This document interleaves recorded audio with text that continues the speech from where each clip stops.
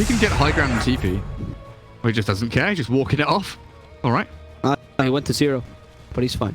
And he felt the need to heal himself. I think that was a justified 0, though. You don't know what the enemy team is, so they caught you there by any chance. And that's an earn anyway. Yeah, it's once the spirit vessel comes out that you care. But the charges transition, right? Oh. Yeah. Okay. Jabs the smoke. There's a Roshan here. And Huskar is also a really good Roshan taker, so that's a huge advantage here. Healing Ward usually not the best thing to use with a Huskar, to be honest, but against Roshan, because he wanted to hit a bit faster, but whatever. When he's tanking Roche without armlet, yeah, you kind of need it, I suppose. Kind of required. There's the Astral...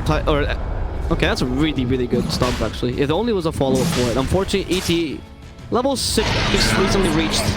Literally just then. Yeah. As Roshan falls. How did he get... Is that why he got it? No, they were clearing out ogres, I think. Okay. Right. Pretty sure he got it from the jungle camp. But anyway, ISO size pressure's down. Bottom tier 1. Forces Huskar to rotate. Lifestealer getting his farm on very close to the armlet. Will be contested by the Juggernaut as VT faded, looking to spin TP out of the top wave. And Ice, will they catch him this time? He's a slippery devil. There is a 3-man smoke. They have a Doom as well. Okay, it's DJ instead. You don't need the Doom for him, right? Yeah. You're gonna save it for whatever TP happens there. MP coming in, Jabs as well. Oh, Jabs realizing he has to use a paralyzing cast. Doom's still available, but they're having a trouble reinitiating here, so Velo is gonna keep it on himself. Level 3 Maledict. Oh, he's fine. Yeah, he should be able to TP. Also, Doom has the Devourer, and he's super tanky. He did lose a lot of HP. A good TP back home. And no follow through. Medusa literally just watching the fight. I'm glad that nobody died there, guys. So glad. He can't join by any means, any single fight, right now. Like, what's the item that you decide? Okay, I'm a hero now. I can stop farming for a while. Honestly, it's difficult this game, right? Manta +1. Yeah. It might just be like Manta style. Could be Manta Scotty, and then maybe. Yeah. It's a rough one. Maybe even just Yasha Scotty might be an option here. I don't know if you need the Manta desperately this game. What is there? Phantom's Embrace, so that's pretty much it. Is there anything you can potentially dodge? Infernal Blade? Is it? Yeah, but that's never gonna hit you, right? So that's useless. The Life Break could also. If you're good enough. And you can... That's it. There's not really much. There's the Doom onto Ice they were looking for a while back, but unfortunately this time, that took play against Titan. Great paralyzing gas, forcing the Earth Splitter to hit. And Velo manages to evade at least that stomp. Going for the tier 1 in the bottom lane. The Power Scale playing very small map, grouping up, playing as 5. Using this Aegis to try and secure as many objectives as they can in the first 15-20 minutes of the match. And Fnatic the complete opposite, as widespread as possible. Big map. Medusa top, Lifestealer mid, making sure that they don't lose out on vast tract of land, especially their own jungle areas, which Medusa still desperately needs to keep cultivating and farming for herself.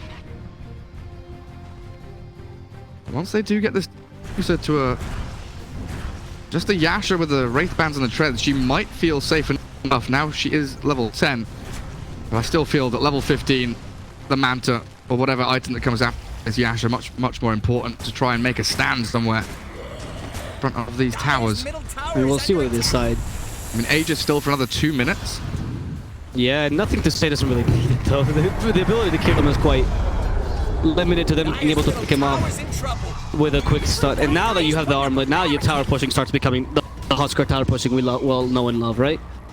I mean, he's not stopping anytime soon. No. He doesn't need to, right? And the healing ward actually makes it even worse, because there's no way that you can even kill him. And there, he just wanted to make sure he got the last hit.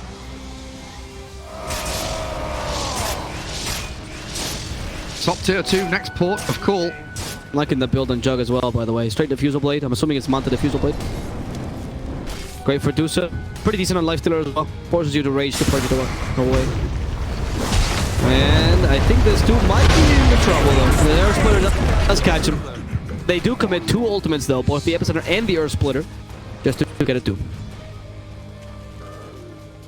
Midas on cooldown now. Off cooldown. Beautiful. Doom dead. Not getting that golden money hand efficiency. And it's a big kill as well. He is top net worth. He is the biggest hero in the game right now. So grab that kill and giving money over to your ISSI Sand King to get closer to that blink. Super powerful as they push ISSI out of the sandstorm with the inner fire after the dust had missed. Still no great chance to defend top tier 2 though, as again Fnatic spread the map. Play as wide as they possibly can, trying to get the Deso done on the Lifestealer so he can stand a chance against the Juggernaut, the Huskar in these fights. And would you believe where Abed is? Well, I can't believe where Paulson is because he's dead. Where is Abed? He's farming in the triple camp. You mean this triangle? The Illumina? Why does this always happen to me? Pressing the Windows button. I'm aware of what I'm actually doing. I mean, why my fingers don't do what I tell them to do, okay? I'm sorry. I'm complaining on my own body. This morph. Stupid body. Yeah. What's that when you can't properly do what you're supposed to do? Lag. Like... Just brain lag. Yeah, brain lag. That's my catch-all term for anything that I do, stupidly. Nothing to say. Okay. Aegis is gone. Yeah. Aegis is gone. That was... Okay, he had to fight that, right? There was no other choice. So at least he got a kill out of it. And Bello's like, nah, you're not getting out of here with your stupid vehicle. He actually uses a Doom on the Elder Titan, but that will be a kill denial with a Scorched Earth. You have to get the last hit. There it is.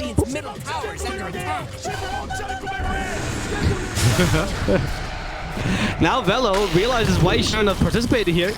He might have been strong before, but Lifestealer is a hard counter to this Doom, and that armor working wonders for MP, by the way, to be the space-creating hero. Yeah, just a casual Blightstone as well. The Deso should be coming soon. Minus armor with the armlet. Superb damage. I'm really happy to see the build here for MP. He did have Midas Cube to begin with. He changed very quickly. That's what a smart player does, though. Like, you know what the good build is. It is a better build, Midas, if you can get it, right? But sometimes you have to adapt. Improvise, overcome. Who said that? What's the quote from? No idea. Probably a naughty person. Literally no idea. But he is adapting. And Abed has left the jungle. Oh no, he's going back. He was top for maybe 30 seconds. Then he sees a creep wave mid. Vacuum it all up. Nom nom nom. You're gonna go for Butterfly the second item, okay? We were arguing about what items. He is gonna finish the Manta style. Cool. You know what? I think that even with Yasha and an item, he wouldn't have been able to, participate in team fights. Ab acknowledges this. Level 15 Deucer time. I think it's pretty big. So what do you care? Who's the heroes that care the most about that talent? Probably the Shadow Shaman and Stroke. Oh, Doom for sure. Doom's big. Yep. And where does Doom's mana pool go? Down the toilet. He does nearly have Crimson Guard done on Velo after that Midas drums. But they still don't have that Greaves carrier. Nothing really to give them burst heal. Up against the Sand King, the Elder Titan, who can output a lot of burst damage. Start of these team fights, but we are seeing Huskar build up into a BKB. Juggernaut, of course, has that spin. We'll be dipping back into the Manta after that defusal. Now it's fully completed. Usually the build is Yasha to defusal and finish the Manta, but in this game the defusal has so much value. And Winter in these games plays the tower defense heroes really well. Winter Wyvern, Grimstroke, just sit at a tower, spam your spells, keep the creep waves away from your buildings. And he plays Undying and he feels so useless. Yep. Because you have nothing to do. It feels much more comfortable for him being in these positions, I think. Certainly. Yeah. Allows him to get some farm. Oh, it is lovely for Winter. Like, seeing him above 1k net worth before minute 30 is just... Look at him. It's growing. Jabs has boots. I mean, Jabs, though, does play a very similar position to Winter. It sucks because Jabs used to be a mid laner, then he went to position 4, and it seems like he's just being relegated down the ladder of farm. And he's played so sacrificially this tournament. His position in teams in Dota 2 has deteriorated in terms of the hierarchy, but his haircuts have got a lot better. I want to say... Really? I've not seen his newest haircut. How good is his haircut? Way better than it was 4 years ago. Great answer. When he was a mid player. What, did he have the cocky haircut? Does it go with it? Does he mature with the haircut as well? He had a bowl haircut when he was playing mid. Oh. Now he looks pretty slick. Okay. Yeah, just slightly homoerotic about Jabs. Fine. Perfectly fine. I would understand that. Desolator's up on MP. DD on the Juggernaut. MP and Jabs. Don't want to be involved with this nonsense. The second the Omni slashes you is the second you realize, yep, I'm dead. basically, we're going through the motions here. Radiant team's waiting for that second Roshan cycle. They need the Aegis and Cheese for the Huskar and the Jug so they can actually make a concerted effort to push up towards the high ground. But this has given a lot of room for the Dire team, especially this Dusa, which we have been hammering on about. You know, Abed has been kind of waiting, biding his time. He even he's like, removes himself from the smoke. No. The trouble is, this was all spotted. Radiant Observer Ward sees them smoke, sees them move, but the Juggernaut's still going to get caught and killed. Spins to dodge the stomp. VT faded. Can he get himself out of danger with the Death Ward down? And the Caustic popping. Healing Ward's there, and Fade survives. Barely. Scrapes away with his life. That's very good. Look at his build as well. He didn't go for the... Some pros really like the 50 Blade Fury movement speed because of the capabilities it gives you. And in this game, I could see that being justified, but... Immediate re-smoke. By a Mezcal, going from low to high ground. We'll see. Who are you planning on catching? You know the Medusa and where she is perpetually, right? So this is the perfect target, but DJ's gonna tank the smoke for her. Run, Abed. DJ Run. is so nice. What a martyr. Run for the hills, Abed. Abed is finding his place elsewhere. He's like, this triangle is no longer mine. That's the perfect line. But you see what the Radiant side has to keep doing? What? Because Fnatic are playing big map, they've got to keep coming back to defend their towers. Tier 1 top, Tier 2 bottom lane. Doom repurposes himself to come and try and defend as Ice's Sand Kick. Forever a thorn in their side. But it will open up Roshan for them. As Fnatic, Medusa down bottom, Juggernaut will show himself there, has a TP and will come up towards that northern shrine. But Fnatic, theoretically, could come and contest this. They've got everyone alive, DJ is TPing the shrine, and they've smoked up with the Infest Sand King having Lifestealer inside of him. Bear Grylls, Cheese on the floor, in they go, Doom down. With that Death Ward, they're going to find another. Huskar loses his Aegis immediately. Now, Medusa hasn't done a damn thing in this fight. It's all been Ice and MP. Getting in, getting out, popping it. And making sure that the momentum stops. Small notice to DJ, right? That was a great air splitter, making sure you get the Huskar. That's what we were saying earlier, right? The Huskar, it's a good pick because you win the lane, but God, is every hero countering you in this draft. Elder Titan, one of them, and you're low HP, it's just so easy to bring you down. He lost his Aegis there, which he desperately needs to be able to play as aggressively as he wants to, usually. And his next time is to be a beat... Oh no, Heaven's Helper. He has a BKB now, not Heaven's Helper. Yeah, losing Aegis there, it's not good. No, because usually this is the point where the Huskar reaches sort of a slight peak, and you want to play aggressively. So in a normal game, do they catch? I think they can kill him actually. He's got Burrow, he's fine. He's okay, he's got Cheese as well. Oh, he has... He likely won't use it here just to save his life, but he's okay. Yeah. So if this was a non-Huskar game, that second Aegis, you know, it would mean a decent amount because it's that high ground pushing Aegis. Sure. And the fact they lost Cheese to the Sand King who stole it away is another pretty big deal there, because that has potentially, you know, a second or third life for someone. But in a Huskar draft, in a Huskar lineup, the first Roshan, the first Aegis gets you a couple of kills, takes out all the tier 1s, tier 2s, normal. That is casual. That's what you do in any game. Yep. Second Aegis, though, for Huskar is pretty much end game. That's where you want to break a lane of barracks, break a tier 3, take shrines, and really stamp your mark on the match. And if you don't have that, even with BKB, this guy can get munched apart by the Lifestealer by Medusa, who are scaling incredibly well. Medusa now top of the net worth after being 6th or 7th 10 minutes ago. Lifestealer and Sand King not far behind the pack of 3 green heroes there on the board either. And the problem is that he has the window for Pal Mezcal, despite them winning for so early, is, you know, it's limited because your Huskar does fall off, as you were mentioning, and you kind of have to relegate now into Juggernaut being your carry. And they have done a proper job of farm allocation as well. VT Faded, as you noticed before, was okay, alright, you know, mid charts. Now he's slowly getting closer to the Huskar, sorry. And the Doom, similarly with the Midas Devour, he's able to go for early utility and can even transition to a pseudo core. I don't think we're going to see Radiant's Doom, but we're going to see Doom has much more impact. And it's now up to them to start to win this fight. This guy has no chill. Jabs, Jesus Christ. Constantly with the P4 activated whenever he can. He knew the spin was down, so he just goes for the quick Cask Maledict Death Ward. It was good though, because that means they could take the tower, right? Just push the Juggernaut away. And now is when you start to define and set your mark on the map, much like the Huskar should. And this triangle you always like to mark on the map over here. Yeah, the game has been turned on its head by that Roshan contest, the skill of the Cheese, the pop of the Aegis. Huskar now feeling a little bit lost. Even with the 10-second BKB, he hasn't found a way to enter any great team fights. Ice jumped straight in. Doom onto Medusa in the back. Nothing to say, walking forward with his BKB, but who does he target? Who does he focus? Where does he go? Who do we play with? Lifesteal's munching apart at him, but Medusa spun down after the Omni Slash. Now, finally, nothing to say, rejoins the fight and clears up MP. Lifesteal's gone. Medusa will follow him to the grave. Ice, nothing to do. Turn around, be brave, try and fight them, Ice. You're not escaping from this one. Oh, maybe Life Break chases him. Michael Jordan all the way. Dunks down the Sand King.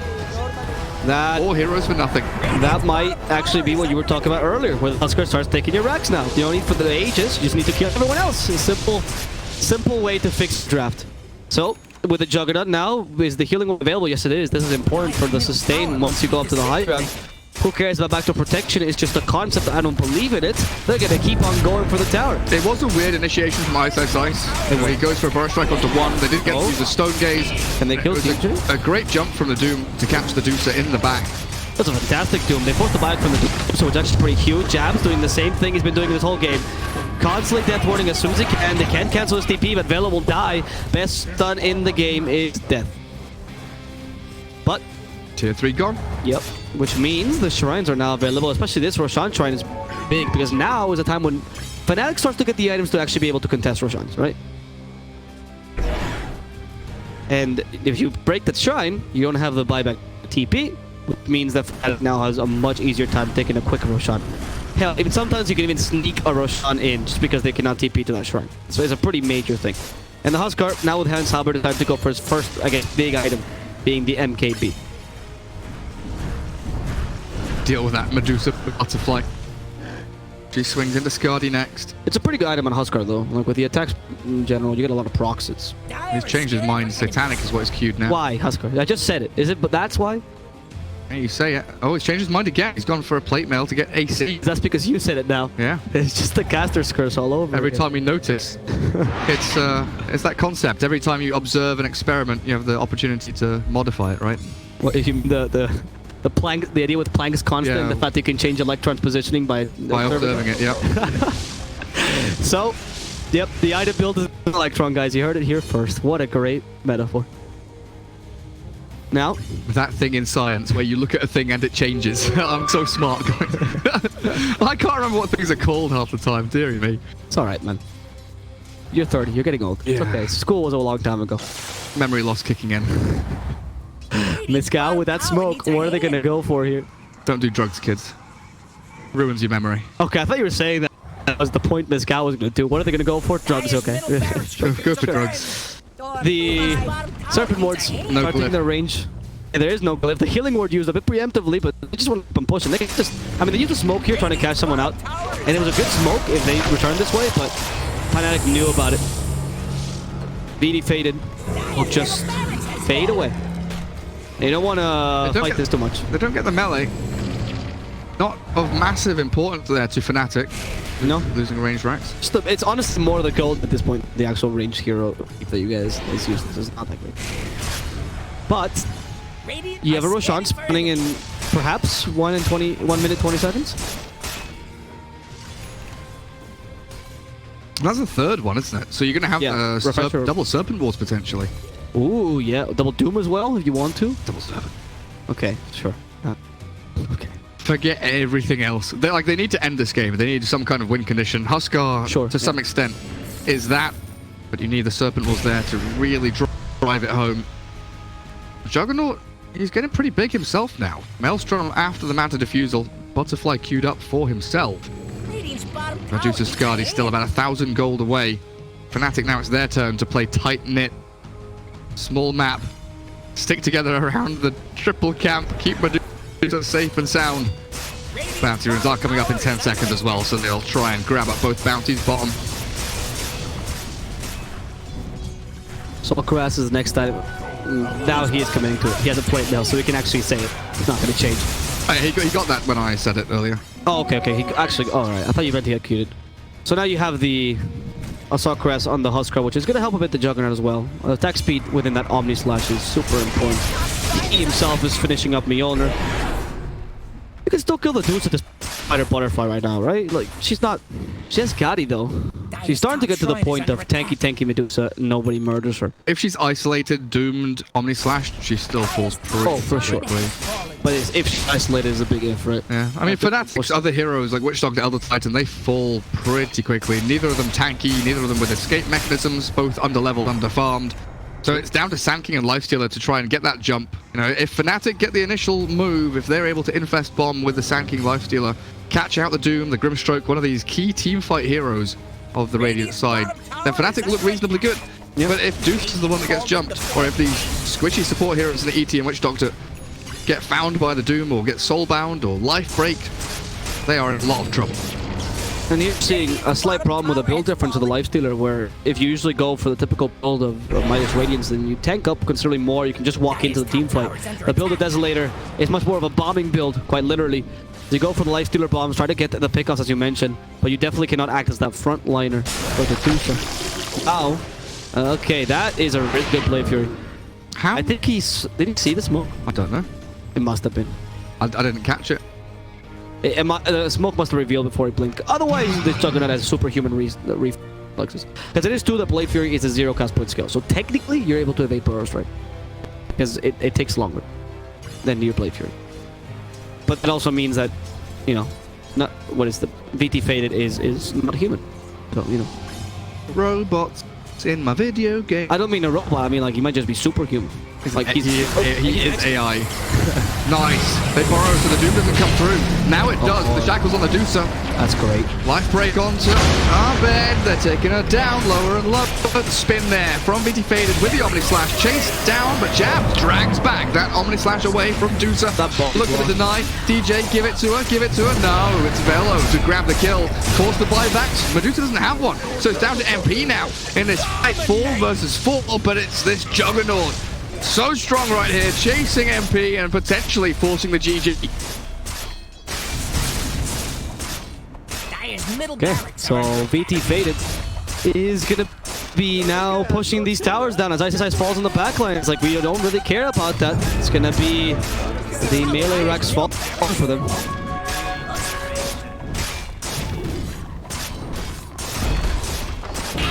And Fnatic, what do you do against this? I don't know if you can defend this, to be honest. You have Medusa dead for 70 seconds. They can't shift bot, so they have to go top. They're spamming it now, wanting that top tier 3.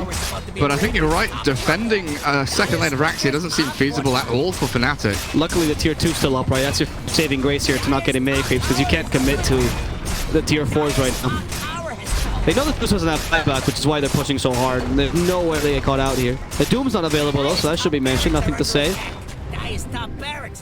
And then Roshan's available as well. Is there a chance you can take Roshan as well with this? Like Rax and then Roshan? Oh, absolutely. This is really dangerous because this is Refresher or Roshan. This is the finishing Roshan, and this is the time when you do get double Serpent Warns and boom, boom. And Medusa dead for 30 means Roshan is dead before she respawns. Yeah, for sure. Her life break talent. Such long range. I'll take the Roshan. Easy. And the Shrine near Roshan is also dead, by the way, so there's no way for... Like, even if Medusa were to come back and Roshan were by some miracle alive, the chance of her TPing in time is impossible. And the Assault Quest should be done on Huskar with just one creep camp. They should let him farm it, just so you got the extra minus armor for the towers, right? And they do give the Refresher Shard to the Shadow Shaman. There he is. Who has 4.7k gold saved. Go for that BKB. I would like to... By Ags, just... Yeah. By Ags, yeah. I think he... Oh, he has a point booster. Point booster, he's doing it. Don't queue the BKB and then buy Ags. Go by Ags. Finish it off, Polosin. If you get Ags, Refresher Shard, yes, good boy. Beth. The bestest of boys, Polosin. Oh. Watch this dehumanization process. Whistle M2. Why don't you care? No, I'm not catcalling him. Showing my appreciation for Polosin's build. My eternal appreciation, yeah. So Jabs, Polosin, you have a very thing for supports, don't you? Yeah. That's me. Oracle player. Root for the underdog. Polosin has been everything but an underdog in this game. He has been on point. Look at his items, actually. If you look at his net worth, he's only 1,000 gold below the Sand King. I think he has been super impactful. We saw it last team fight, right? The Shackles on the Deucer. They doomed her, but the Shackles on the Deucer is what allowed the Doom to be effective, right? It was... I mean, Shadow Shaman 4. It's just amazing. It's a great hero. Very, very nice to watch as well. I don't even think it's that overpowered. I just think it's very solid in this meta. Are Fnatic really doing this outside of their base? Okay, they want to catch him by surprise. Medusa have TP, she does. They're defending tier 2. Oh, Surprise factor. Surprise factor might help you. Oh, this is Epicenter's charged. There's the bomb. Go for the Huskar first, but Huskar hits an Aegis. Come out, there's the Omnis pounds in between them. They don't use the Doom just yet. They're hitting it for the Dusa. Stone Gate's already used, but Dusa has been doomed. No more Mystic Snakes coming to the team fight. No more Mana Regen. Lifestealer's just to die, and nothing to say. Has a lot to say here against this Dusa. Jabs with a death ward that does absolutely nothing. They did manage, or they forced one Snakes out, but the refresher's ready, which means you get a second Snakes. You don't actually need to use refresher shard so early, but whatever. Okay. No cheese, no Aegis. But Fnatic in a 3 versus 5 now, defending their high ground. With Snakes. MP's like, nah, I'm going mid lane, I'm farming. They give away mega creeps, it appears. You don't need the Snakes for this one, which means tier 4 is going to be threatened here. Yeah, looks like it. They're shifting into 5th gear now. Okay, the Dusa. She's been caught out again. These Dooms have been so consistent. This time with the Shackles, long range, they have to force it out. The stun. Ahmed actually eats the cheat. They stole earlier with a Sand King, but he still goes down. That's game. The GG. And hey, they do have it in them. Pow, Miscal. They take game off Fnatic, yeah. Well, they group stage, and they've looked pretty damn good swinging through this lower bracket, Power Scout. With some real great drafted series, and that Huskar final pick definitely upset Fnatic. They first phased Medusa, I thought it was strong.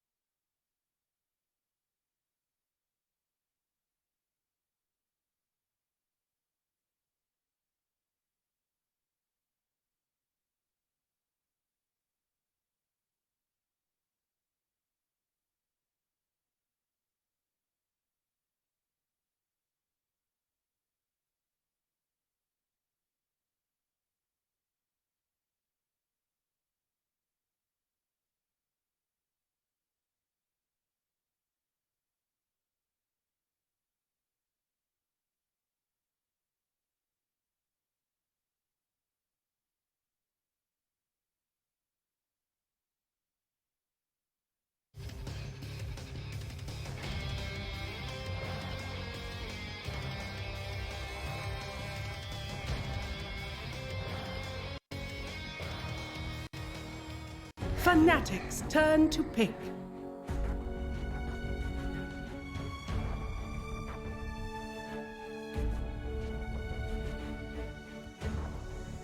Seconds.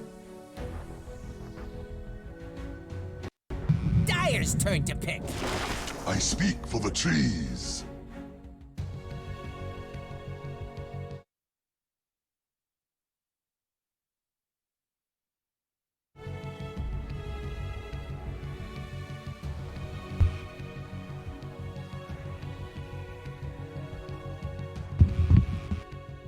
Seconds. I reckon Epicenter would notice. Left. Radiant's turn to pick. Earth Spirit. Oh, this is much better. What? Fury and Earth Spirit. Oh.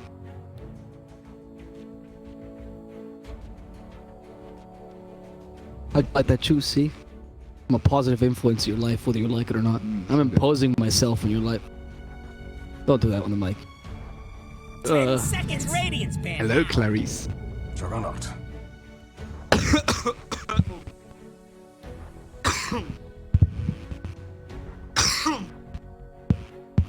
Hello guys and welcome to the Epicenter Major 2019 Regional SEA Qualifiers. We are here. I'm trying to combine those words and mix them up as much as I can.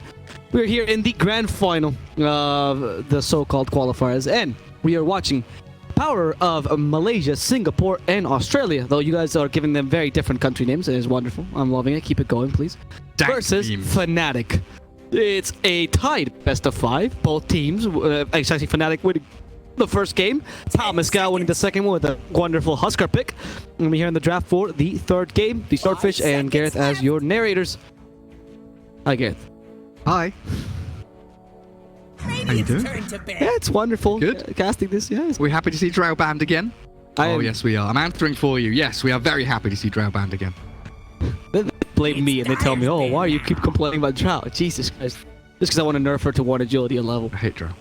Nick, Sand King, Ursa, Darkseer. Bye-bye. I really like, honestly, what Shadow Shaman. Shadow Shaman picked again. I think that MYSG+AU has realized the power of this hero, and I think he has been a huge impact hero. Shaman Jug opener as well. It's fantastic. It's so strong. I mean, we were talking about how Lich and Jug is one of the strongest lanes, but Lich is garbage, so he's about to pick the Shadow Shaman with that. But you were saying, Fnatic, thank God, Nature's Prophet Earth Spirit seems like a much better opener. Yeah, big fan of this. It leaves the Prophet open for either jabs or ice to grab, gives DJ an exceptionally strong lane rotating hero, which I feel they've been lacking and losing out on quite a lot in this series. It gives them that amazing reach and the ability to stab the backlines, find the Shadow Shaman, catch him, kill him, and convert into objectives with the Nature's Prophet Triax always at hand. We're seeing like Doom banned second phase though. Moved out of the game. No Dooms this time around. Bye-bye. Completely different draft. Yeah, but Previous couple we've seen this series. Shadow Shaman's like the one core element, the one red that stays the same. I think at one point you want to start banning that, but I understand they banned the Razor instead because a lot of success for them. Fnatic with the Grimstroke. Okay, so what's the double combo you're getting this time? There's no Doom, as you mentioned. Is it a Necrophos, perhaps? Could be Necro. They could pull back on Lina. the Sven again. Sven versus Juggernaut we've seen as a pretty potent True. pseudo counter to some extent. You've got Inkswell onto Earth Spirit, which is a really nice combination regardless of the Soulbind. And Soulbind, even if you don't get the single target abilities, you think about other heroes that do well with Grimstroke are Night Stalker with the AoE Silence, because you've got 2 heroes basically stuck together, Yep. and Earth Spirit with Magnetize, with Boulder Smash, with Geomagnetic Grip. That's very It true. makes it much easier to line up your abilities as this ES. Also, you have 2 heroes that both provide a stun, a silence, and slow, which is pretty ridiculous, honestly. That versatility when it comes to your Sables is a really good combination. They And- do potentially lack damage. That's where But it Nature's Prophet comes in as well. He helps a lot with that, right? needs some big damage dealing core heroes now. Yep. The Sven, I like the idea. Dyer's Also, you get turn the to double pick. Stormrunners, is definitely very nice. Ooh, Jakiro. We were talking about this last time, and I'm loving that Jakiro pick. It makes your lanes very consistent. It has a little bit of pushing power, works nicely with Shadow Shaman. And he's one of the few position 5s that is not, like, once the game passes 20 minutes, is not just cannon fodder. So, I like that Winter cannot die. Yeah, it's tower push to go along with Shadow Shaman. I like this much more than the Witch Doctor fallback plan that Fnatic fell into. And there's this Sven. It's like when Oracle's gone, when you don't want to pick a Baden, having Jakiro to be that kind of lane dominator, lane harasser, I guess is more of an apt name, where he keeps trading back with the opponent's support much more effectively than they ever possibly can. It gives you a good team fight as well if you're able to combo up with just another stun. So the Sven pick now is a bit deterred by the Jakiro's, especially Liquid Fire, right? That attack speed slot is actually quite considerable on the Sven. But because you rely too much on your Echo Saber, then we'll see what Pascal wants to combine this with. Still position 5 Jakiro. We haven't seen Winter play Jakiro yet, these qualifiers, have we? I don't believe so. I mean, we haven't seen him. I don't know if he's been playing them, though. It's been Grimstroke, Wyvern, Oracle, and Disruptor here and there. Vengeful Spirit has been another one that he's picked up like once out of the 10 games he's played. Hey, look at that. Now it's their turn. Like, oh, game 1 you ruined our Sven with your Timbersaw. We're going to do the same thing to you. I love the Timbersaw pickup. This is one of Velo's signature heroes back when he was playing on WGU. A long time ago. He played a lot of Timbersaw. Timbersaw's actually really strong. New World and Death is stupid, but the Sprout actually gives you so much damage, by the way, just in case if you get brightly positioned. So that's the one thing. Earth Spirit, it's a strength support, which is rare, so Timbersaw definitely crushes you, because you're already squishy to begin with. Timbersaw, loves that with a Whirling Death, and we obviously already talked about how great he is with his Sven. Sorry, I'm being hypnotized by the Grimstroke paintbrush. It's perfectly fine. It's not like you have a job to do, so no. Look at how thick it is. It just looks so powerful. It's bigger than Sven's sword. How do you think Sven feels? The big beefy man with a big beefy sword, and he's looking at this Grimstroke with. Are you projecting here? An even bigger weapon. Is this what's happening? Oh yeah, I have deep-seated fears and anxiety about my sword level, length, strength, girth. Girth seems to be something you're very focused on here. Yeah, moving on. Final bans. Mid lane heroes for both sides required. We want Abed to be on a mobility hero, right? That's what he excels at. Give me the Invoker. Show me how you can destroy the Timbersaw. I'd love to see an Invoker, actually. I mean, just because I like seeing Abed Invoker. It's not a bad lineup. So what, Invoker with Earth Spirit's not bad. The Sprout actually with Mage Prophet allows you to get some Sunstrikes. He's terrible against Juggernaut, but I guess the rest of the heroes pretty nice. They ban Necro themselves. Don't want to deal with Necro Timber when you've got Sven on your team. You have last pick mid, so here's Pascal much more telling what their ban. Like, their ban's much more telling of what they want to pick, particularly, because they know they don't have any way to adapt.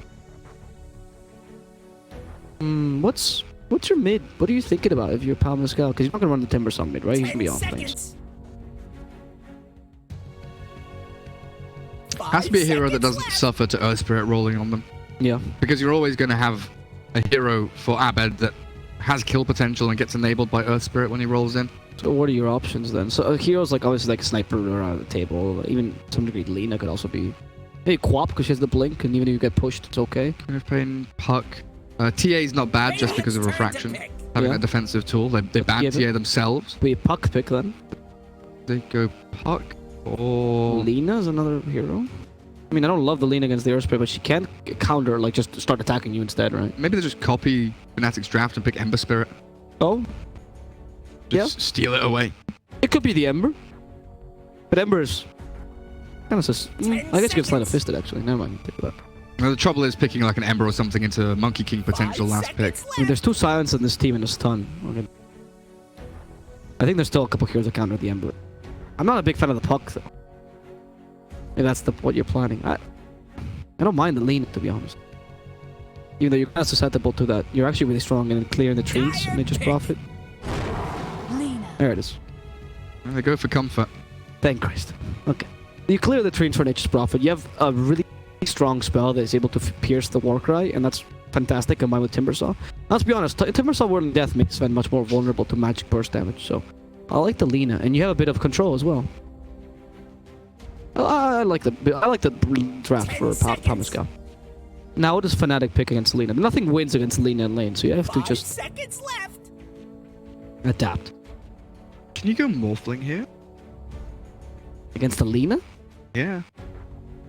It's like, I mean, like you're saying, nothing. It's very hard to win against. Like you're just gonna against Lina in lane, just gonna farm trade. Yeah, but I don't know if Morphling could properly farm trade against Lina. With an Earth Spirit rotating. Oh! They do what I wanted.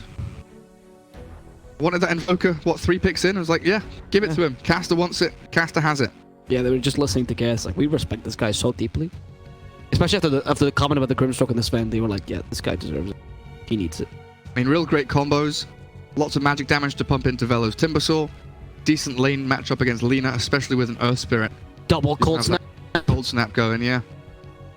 It's actually not a bad thing at all. Double Cold Snap is super oppressive. And here, just because of the Cold Snap, you're actually kind of forced to go Yule Scepter or Grieved on Timbersaw, just as a spell.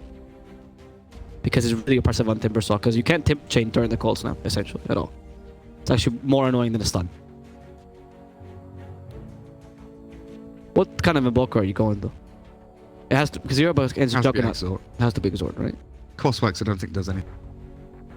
I mean, it's pretty decent against Timbersaw, to be. Maybe you lack damage. You do. You do. Like we said about these, the first 3 picks from Fnatic, very much lane winning, teamfight controlling, lots of reach, catch, and kill. They were severely lacking that massive damage source, which Abed's Invoker should bring to the table.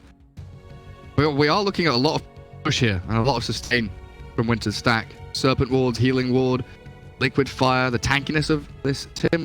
Getting rid of the tier 1s and tier 2s. Lina can hit towers too. Fiery Soul always helps.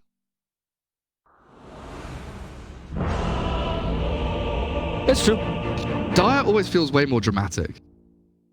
Just the sound and the music it makes when it shows up like that. I feel like the Invoker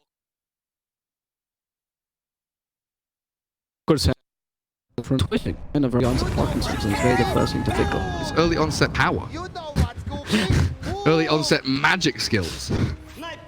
Why would your hands be twitch? Imagine him trying to drink coffee. Why would your hands be twitched? Is that just a power that's just the so power of magic? It's flowing. Why do you think Anti-Mage gets so pissed off?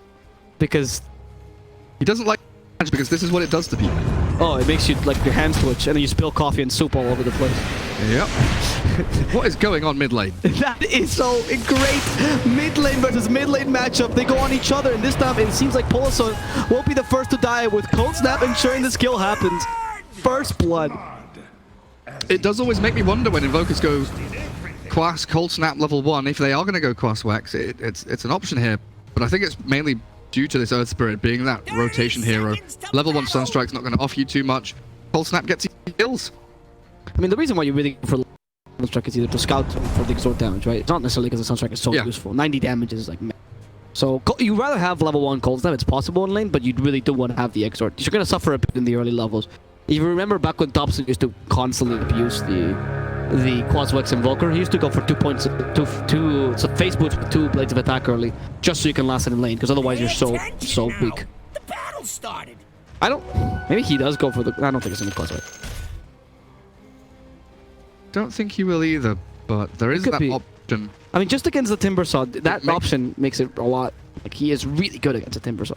Well, the Spirit is just because you're buying Spirit Vessel? Partially, and because the EMP completely crushes him as well, because you can Tornado EMPs and lack of mana on Timbersaw is kind of annoying. He's forced to go for Yols no matter what. And the recent updates really helped Quaswex Invoker and nerfed Quas Exhort Invoker, which is a point to be made. Because of the Exhort changes, right?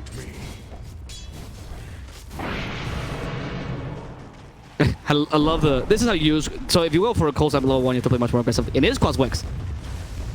It is Quaswex. I am happy. Top lane roll in. Velo in all sorts of trouble. Jabs grabs the second kill of the game.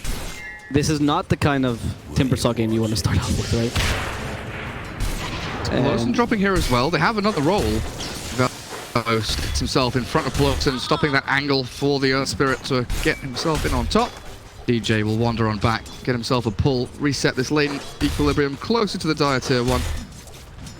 So Timbersaw is actually very similar to how Morphling plays in the lane, where you rely so much to gain the 2 points in reactive armor because you're so weak beginning. And look at the build, he's going for the double stout shield. It's quite common now, we're seeing it more and more. You were mentioning that Skem really likes that build. And you rely so much on that 2-second point in reactive armor that your early game is a bit weak. And they're doing this, like he needs a Quelling Blade here. He desperately needs a Quelling Blade. You never buy a Quelling Blade because you can buy in the side shop, but you need a Quelling Blade to be able to last it efficiently. Look at the denies. So Sven has 3 denies. We have Grimstroke with 1, and we have... Does the Earth Sprite have 1 as well? Yeah. That's all against the Timbersaw in this trial. What's Poloson doing in the Roche pit? He's chilling with... was homie I Rose. was waiting for top rune. I was like, why is he there? What's he up to? It's not like he's been very useful in this lane, to be honest. Well, he's got nothing to accomplish in a dual lane against this tri lane. Maybe this was the plan that MYSG+ should have gone for before, right? Trialing against the Timbersaw to beat, because this is stopping Timbersaw's early game. The thing is that Timbersaw can withstand it and still come out fine, right? He is not a hero that particularly suffers from a bad lane. He can recover really nicely, much like Panko could. ISICE has TP. And that DJ Earth Spirit is looking for a roll into mid. They can start things off, bring the Nature's Prophet in there. Lina is almost out of mana. She has to light strike array defensively. DJ just gonna roll out. He heard you, and there's... It's again. It's the whole principle. Don't stop observing this guy. They can go for Velo instead. You don't tell him what to do. Finish out this Timbersaw. Forced to go level 2 Timber Chain, so this is already a bad lane for him, but he does have that mobility. Clip himself, DJ. He actually did that on purpose to force the Inkswell Velo next level play. Next level play. Look at that. Now Jabs is in trouble because Timbersaw didn't actually Timber Chain himself properly. I think he might die to Paulson. He's gonna try to deny himself. Paulson deals way too much damage. Nah, buddy. You're not denying yourself against a Shadow Shaman 74. Suffer the power of whatever bird thing he throws at you. DJ on that high ground, though. Unfortunately, the roll clips him up on top of the cliff. As Velo did dodge rolling boulder. And DJ's being tracked back here by Pelosa, and Shadow Shaman doing a great job keeping tabs on the Earth Spirit. Tries to look for a positioning to roll towards mid. Currently mid sitting at 17-3 to 15-5. Pretty even farm trade between Lina and Invoker. Two offlaners, the two big strugglers, you know. Sven doing decently. Juggernaut, Lina, Invoker, all very even and tied up. While Furin and Timbersaw struggling a little bit on the old CS chart. But experience-wise, they are getting there. Level 2 Timber gets rolled on top, and with the Inkswell, they find the kill. Second time this happens, right? Yeah, so Ice, he's not getting a lot of CS, but he's getting way more experience and definitely feeding less than his counterpart in the top lane. Don't use the F word. Would you please? Use words like damn well please. Jesus Christ. He has been eliminated less than the Timbersaw. Just say killed. But if you say kill every time, I mean, they're going to murder, destroy and murder and eliminate. Yeah, disintegrate. Slaughter, eviscerate. There's so many words in the English language. It's wonderful. I'm glad you're showcasing your prowess. Velo did not feed. Yeah. Yeah. Well, I mean, beautiful man. Velo is a staunch anti-feed advocate. Bounty runes though, 5 minutes. It looks like no contest on any of them. And that will lead to a 3-1. Radiant coming out in the lead. Oh, but Ice could be in trouble now. Ice doesn't have a Blightstone, that's interesting. He has enough money for a TP. Does Winter have a way to cancel? Yes, he wait for the Ice Path. Ice knows this. He can't. He's got no mana for TP Scroll, and if he goes for the spell, he's dead anyway. Got him. He just got his mana for the TP Scroll as he was about to complete that tail. At the same time, Velo does die again, so level 3 Timbersaw falls. I couldn't check. Once more. He's dying so often, I can't bother. Wow. This is a bad start for Velo, right? I think we can safely say that. Yeah. What's his net worth? 1,000. So his net worth is below Winter. Wow. Oh dear, that's something we never see. No. And the thing is, when Velo has 4 games in this stack, it feels like things fall apart pretty quickly. Well, that Necrophos game, he recovered quite nicely, right? Oh, Poloson is in trouble. He's dead. That Necrophos game, remember? Against the Queen of Pain, was it? Co-op, yeah. Yeah, that was quite fine. He recovered quite decently, right? And the rest of his team, you know, 4v5'd. Yeah, for a solid amount of time. For a long time, they stomped that game. But yeah, he did recover. He came back. His item progression pretty Like nice. when we compared someone like Skem, for example, not to throw shade, but you know, when he has a bad lane, that's it. Skem plays support from then on. Yeah, he's a positive. Okay, that EMP, but nothing to say now. Back to Haitian jabs with Inkswell. But he's realizing that he messed up here. The trees make this really difficult. Does he go like Superman? Is that he's just like leading with that? That's interesting. I've never seen the animation. It's like Thor's hammer. Yeah, that's better. That's the one. Yeah, thank you. Wrong superhero. Anyway, Grimstroke did nothing there, even though it should have been good. He forced them to go Shrine. Yep. And you get an early Spirit Vessel with this Qualifier Invoker, which is a point you were making earlier, which is very important. Cold Snap is really impressive against Timbersaw. You have the EMP as well. Like, Timbersaw is not gonna have a game. Like, there's no chance against a Quaswex Invoker. It's just so unfortunate. And Quaswex Invoker does fulfill a very different role than Quaswex Zord, which is you come online much, much sooner.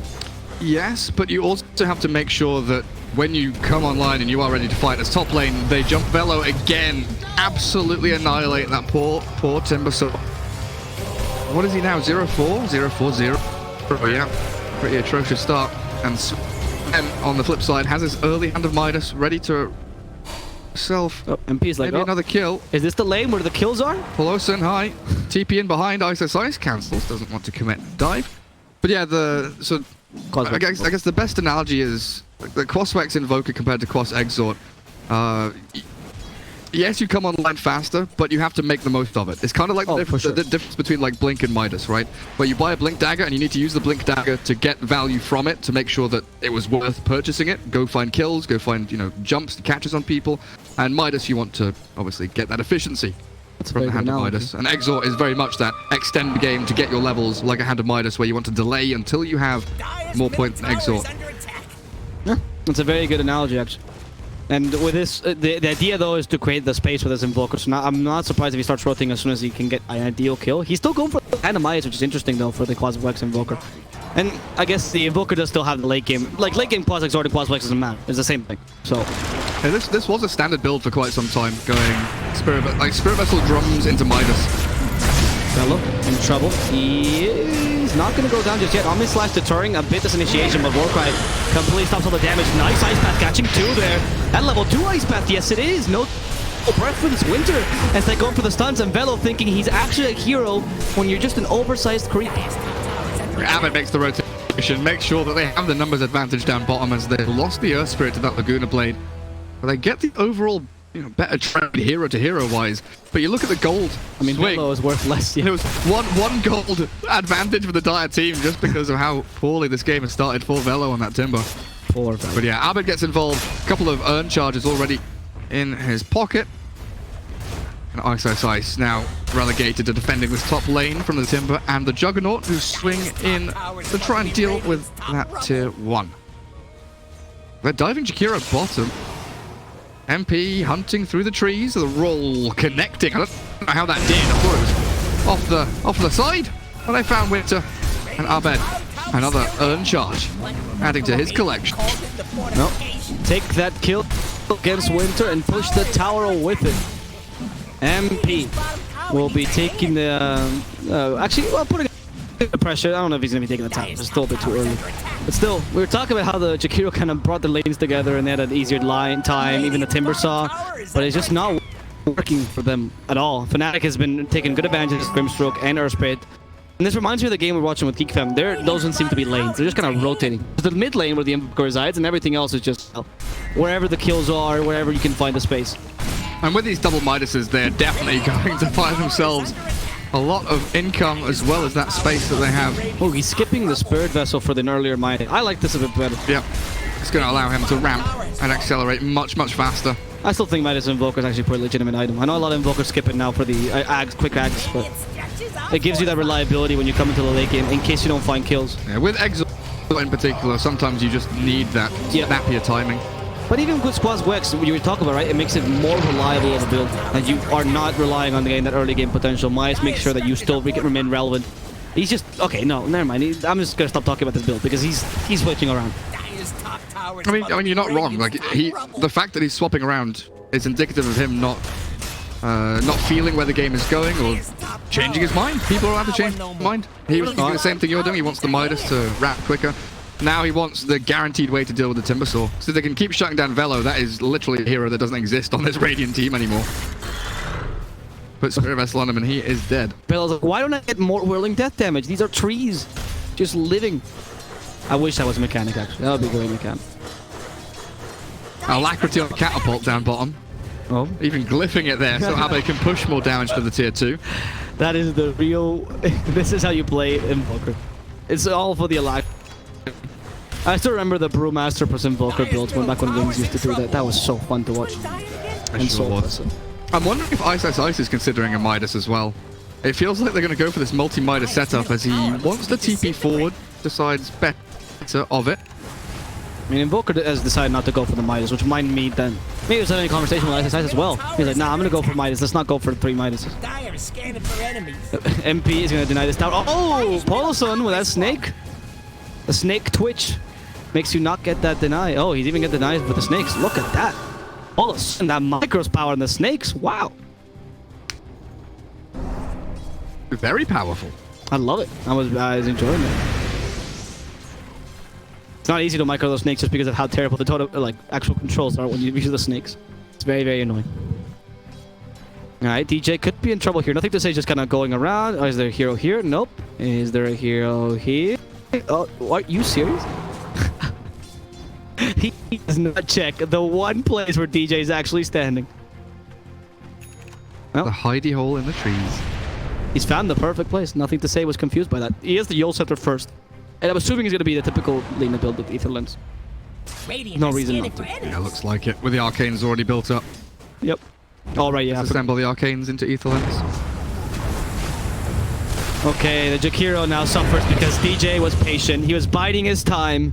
And much like a tiger, he eventually finds his prey. There's the... Maybe not. Maybe the prey... The tiger's hunt. Something just gets away. His prey gets away. Win will survive this. Are you sure? Yeah. Oh, maybe not. He tries to get the Magnetess restarted, but instead snipes him. He used all of his stones. What did he use? 5 stones there just to kill a Jakiro? So it feels pretty bad as DJ to need to expend all of those stones just to kill a lowly position 5 support. But they open the lane for Ice to farm forward towards the tier 2. So that forces the attention of the Radiant to come down and defend and address this Radiant jungle area, which it has been warded up by Fnatic. That's why Juggernaut right now has split himself away from that bottom lane, away from the mid lane, farming Ancients, trying to move into Battle Fury, which is honestly something that we very rarely see nowadays on Juggernauts. Oh, there's Spirit now in trouble. Macapar and Laguna Blade committed, and he's like, nah, you're not getting away with your rolling boulder shenanigans. Velo comes in, thinking he can help. Give me XP! He tried to steal that kill as well. He wasn't just going for the experience. But in Juggernaut Battle Fury, this used to be the build, and it really fell out of favor being just a little bit too slow and focused on farming and ramping kind of that 15 to 25 minute period. It's also against the Sven Invoker, you know you need some way to keep up farm, right? It's that very similar X-Hero versus Anti-Mage quandary. When you're a Juggernaut or a Void or a PA, you're thinking, hang on, he's going to buy Battle Fury. I kind of need some way to accelerate myself into these tertiary items at the same speed as which Sven is doing. He's got the Hand of Midas, he's got the Greater Cleave. Echo Saber now done, which will lead Fnatic to look for kills. Hello. Okay. Should be said as well that the Battle Fury and Juggernaut are stopped being popular because Maelstrom became a much better option with the new Omnislash. Battle Fury with the current Omnislash is just not that good. It doesn't give you the attack speed that you're looking for, really. And ever since they changed the cleave mechanics as well, same reason why Ember never got Battle Fury, ever since they changed the cleave mechanics. It's just not worth it because you can actually position yourself against it. But it's just too expensive. Like, it's too slow to build. But there's a lot of reasons. There's a lot of reasons. I mean, the primary reason is literally too expensive. It is. It's not. It gets too in your way. But getting the Yasha next, and you'll still be relevant. Like you mentioned. There's still a way. I love that. Jabs just wanders, like, he's just waddling in, this Grimstroke. Walks towards 5 Radiant heroes, dodges the Ice Path, scares the Timbersaw. Allows the rest of his squad to shove tier 1, and the defense not really being mounted here by Winter and his boys. They throw a couple of spells their way, but they just have to leave the tier 1 to fall. A tier 1 fallen. Fnatic kind of opened their map a bit, but their tier 1 is also fallen, so both teams have equal opportunities to be aggressive here. Shadow Shaman Blink. That's actually pretty big, man. But he did not go for Ether Lens this time, and I agree with it. Sometimes you have to shift around with your build. Since your Timbersaw just needs like what 20 more minutes to recover, you need the Shadow Shaman to have an early impact, and Blink is a bit better than the Ether Lens. And the Juggernaut goes and finally finishes up Battle Fury. That's kind of late, I guess. Well, base boots and Wraith Band. A bit. Usually 15 minutes is what you were looking for, but it's okay. Not a big deal. Timbersaw going back for Soul Ring. Oh god. No. 17 minutes Soul Ring. Is that? Yeah. He's got Arcanes and a Crown, but he's going for Rod of Ages first, which I think is probably one of the better items on a Timbersaw that's losing. Pretty indicative of where he wants to go, though. Jungle. farm jungle for as long as he can. What, the Soul Ring, you mean? Yeah. Yeah. Yeah. Just allow him to spam spells. Was he just trying to... Okay, he was trying to... Scout Rush. Scouting Rush. So Spirit Vessel done on Abed, working on the Ags now. Point booster already up with 1200 in the bank. They really hate Timber Summon. Like, I know Spirit Vessel's good besides that, but Timber Summon... MP buys Blink, EP's top. God Strength is on cooldown here, but an Ink Swell into Stormhammer capping onto that Juggernaut, not even swelling the Sven until the silence, stopping BT Faded from spinning, but they don't get the stuns chained perfectly. The Sunstrike pops him out, and Abed sniped the kill. No, All the way. Bottom lane also stopping Shadow Shaman initiating turns with the Cold Snap and that Soul Release. Look at Ice. Animation cancelling the TP. He's been doing that all game, by the way. Ice has been fake TPing to bounty runes and rune spots, even without vision, just to... It's the mind games. Does he have vision here? Does he know? Is he faking? Is he coming? Is he going? Yeah, I mean, that's quite important, especially, if, you know, as you mentioned, the wards, particularly. The Invoker's getting closer and closer to the Ags, and honestly, I mean, the timing again, it's hard to determine with the Spirit Vessel. I'm not really sure what the Ags timing is with the Spirit Vessel, but he's not doing badly in terms of farm. Lena beating him ever so slightly, but it's no big deal. She's going for traditional build, though. Not going for Aetherlands, interestingly enough, going for Shadowblade first. Okay. Can still go back into it. Of course, yeah. I mean, if you go for Arcane Boots, I think the Arcane Boots on Lena are superfluous most of the time. So you need the Shadowblade mainly against the Invoker, I feel. You can hunt them down? Yeah, so I mean, if you use the Invoker and try and go for LSA, there's a chance that you can Tornado in between the Yule's landing and the LSA hitting. Which, I mean, yeah. I mean, it's not a zero chance, it's like 15-20% chance to happen. It depends on how close your LSA, I guess, is to the actual Yules, right? Yeah, like it depends how rushed you are and and how safe you want to be. Puts a lot of pressure. Yeah, you're right. I can see that. But he just wants that surprise catch. That's a dead Polison. Surprise catch on Nature's Prophet as well is always super handy to try and find him when he is lurking in the trees, in the shadows. Look at Ice's build, actually. Vlad's has a vitality booster just casually chilling. Possibly considered for a Crimson Guard, but Solar Crest is what he's aiming for now. Yeah, we've seen this build of the Vlad's Solar Crest, and usually actually with Crimson Guard as well. Of the kind of pushing Nature's Prophet, but also very useful in team fights because you provide the auras. I like this on DJ. He's going for the Greaves. So they're going to hit really strong timing. Not exactly when the Axe comes in Invoker, but around that time. Maybe 3 minutes after. That does finish the item. But they're going to have Arcane Smack the Earth Spirit. They'll have themselves this Solar Crest. That Nature's Prophet, and Sven, of course, with the Blink Dagger already done, is swiftly moving towards his BKB. The seeds of fortune. Bounty Rune's going to help out significantly as well, as Fnatic grabbed 3 of them. Velo struggling to have a game. Watches as Jabs invades his jungle. Doesn't know that Abed is behind him, though. Invoker. Very, very sneakily. Using Jabs as a red herring. A scarecrow. False sense of security. It's only a Grimstroke, guys, but no. It's Abed in here to kill off Pelosa. Maybe even get a bonus kill. Nope. That's gonna be 2 supports down, right? For that. Good job from Fnatic. Can they... Yeah, this is important. They can turn it into Roshan. They actually committed God's Strength to this Roshan as well. So, there's not much way you can contest Jakiro and Shadow Shaman, really. The wards and the Ice Path are crucial. How important is this Aegis, though? It's pretty good for the Invoker. He is still reasonably squishy. His Axe is arriving now. That's huge. But if he's hunting, if he's going deep into the enemy jungle looking for kills on pickoffs, if someone TPs to the shrine like a Shadow Shaman while he's in the middle of killing off a Lina, for example, he gets hexed, he gets shackled, and the turnaround is there. So if he wants to continue playing that sort of scouting, solo killing Invoker, maybe with minimal backup of Jabs and Ice, with like similar to the movement they just made up on that Northern Radiant Shrine. But they give it to MP. That's going to mean Abed doesn't go for these solo plays. They're going to start grouping up as 5 and playing as a team. Have MP be that frontliner instead of having these potential dives into the jungle to look for kills. And it makes sense if the Radiant will be grouping up as well. You know, they're all playing very tight-knit up at that top shrine. But this is also take advantage a bit of Velo's incredibly underfarmed Timbersaw.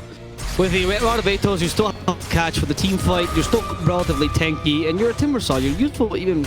Well, I wouldn't dare say without items, but you're useful just with your spells to some degree, as long as your team is near you. You can't be that beast that we know and love about Timbersaw, but you can still be good with your team.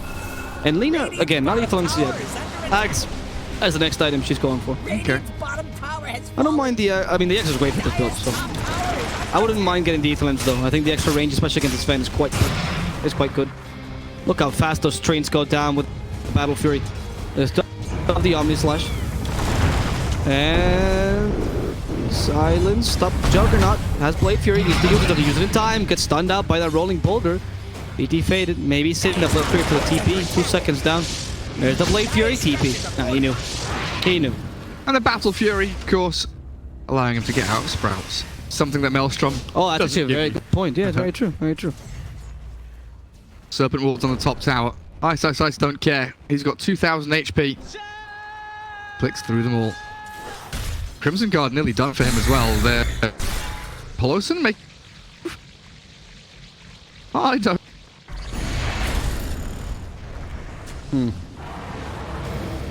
Is this gonna work out for them? DJ's smoked up. They have a rolling boulder setup. And they're gonna try. Oh, so close to getting the Jakiro, slowing him down with a boulder smash. Jakiro might be the only kill they get here though. It's a kill in front of the tier 2 though, that's the important thing. The smoke there isn't necessarily to catch anyone in particular.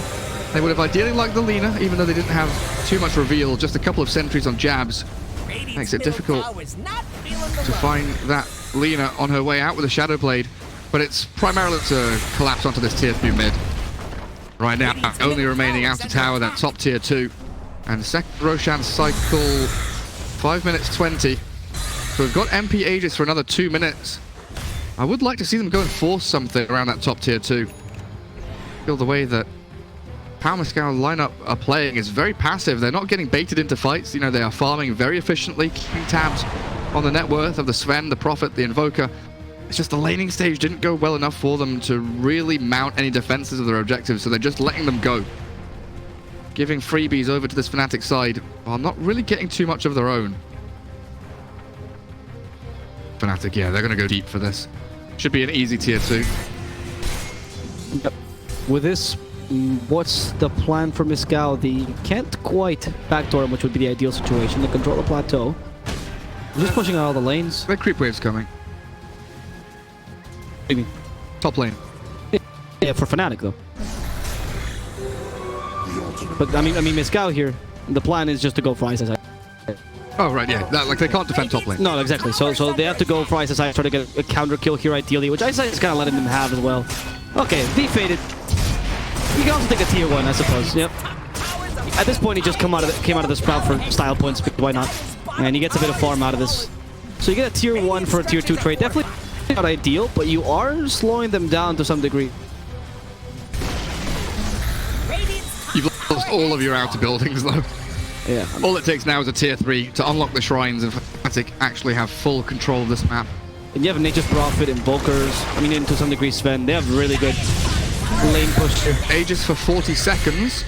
They're using it quite effectively for it being the first Aegis, honestly. Committal onto high ground. Honestly, if they get this tier 3, this game really does get out of hand.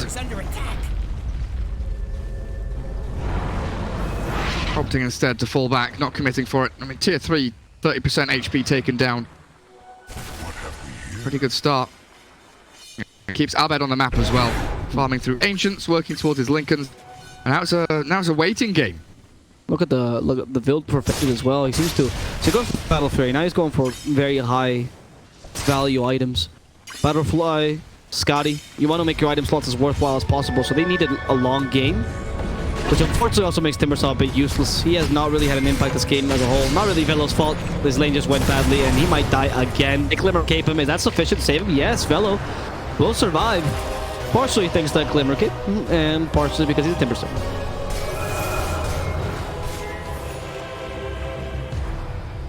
And he's going for mech now, so he's still trying to build those Greaves. Honestly, for having the terrible early game Velo had, is the best poor man's Timbersaw roster. He's ahead of the Shadow Shaman. That's all you can really ask for, right? Yeah, you really cannot ask. You are not the same as or below your supports.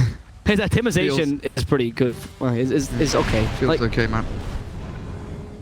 yeah, it feels okay, man. That's great. Thank you. And Twitch language. Ags for Lina still not complete though, because she didn't finish that Ether Lens. Thank Christ. I really like that. It's a good way to stop the Sven now. And Sven is close to reaching up that Daedalus. So you have a Fnatic team that's close to reaching some very high damage power peaks. Let's see about the Invoker. He's gonna get Lincoln. That Daedalus is gonna make a considerable difference. You're not gonna be able to withstand the Sven's Echo Saber as a whole.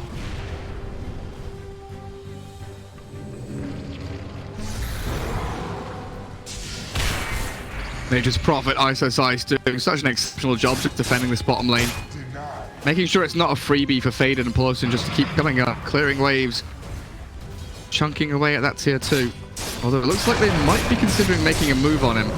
And making a move on the Lina though, that's a nice jump. Sven stun, Sunstrike, Yule's up, will buy some time. Lina's still going to get caught though. That Rolling Boulder connecting. She's down for 50 with buyback available. But another high ground attempt here from Fnatic. Got strength with alacrity. Sven is ready to get in. Oh, Pelosin, Detroit, Tango Jakiro, and my goodness, MP absolutely hammering him. Doesn't have a quite way to get out of the spawn zone, unfortunately trapped inside the trees. But Lina, ice rolled up and rolled upon with a meteor down. Power Moscow getting absolutely annihilated. Velo doesn't stand a chance. The Spirit Vessel him, he's gone. 4 dead with no buybacks. And there should be a lane of barracks. I mean, they come into your base. They don't care about whatever tier 3s or whatever you call them. They just walk right in and murder you in the front of your house. That was disrespectful. Anything by Fnatic. Fnatic are blazing towards victory. It's so easy for them. 4 to 20. There's not a chance in hell for Bauman's got to do anything right now. They can keep on pushing. I mean, I know they don't have God's strength, but I don't think you're too concerned about that. There's 2 main heroes dead. Juggernaut is trying to outpush the lanes, I think. Also farm, because why not? You have time. But I don't know. Like, can you defend? Is this what you do? Is this really just Juggernaut's play now? Just farm and hope that they don't take your base in time? It looks like it. 10 seconds with no TP. You're losing a second lane of barracks here.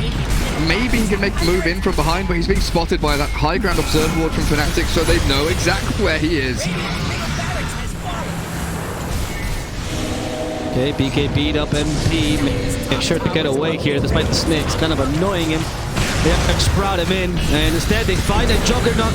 Juggernaut behind, who has come back home from farming, and he just wants to get back home entirely, and thank God he does. If he dies there. That would have been huge. It was still not a right play, though. Don't take that route. I don't understand why you would ever take the route to go back home. Look at Abed just taunting. He has the Lincolns now. So even harder to kill him as if it wasn't before. Nothing someone can do. I mean, they have to essentially cancel it with Ether Shock with Hex or Shackles to stop it. What's Abed's score right now? Bottom shrine is under attack. He hasn't died, yeah. No, neither has the Sven, though. Like, neither Abed or Sven have died. That's how difficulty the game for Pascal. Untouchable cause.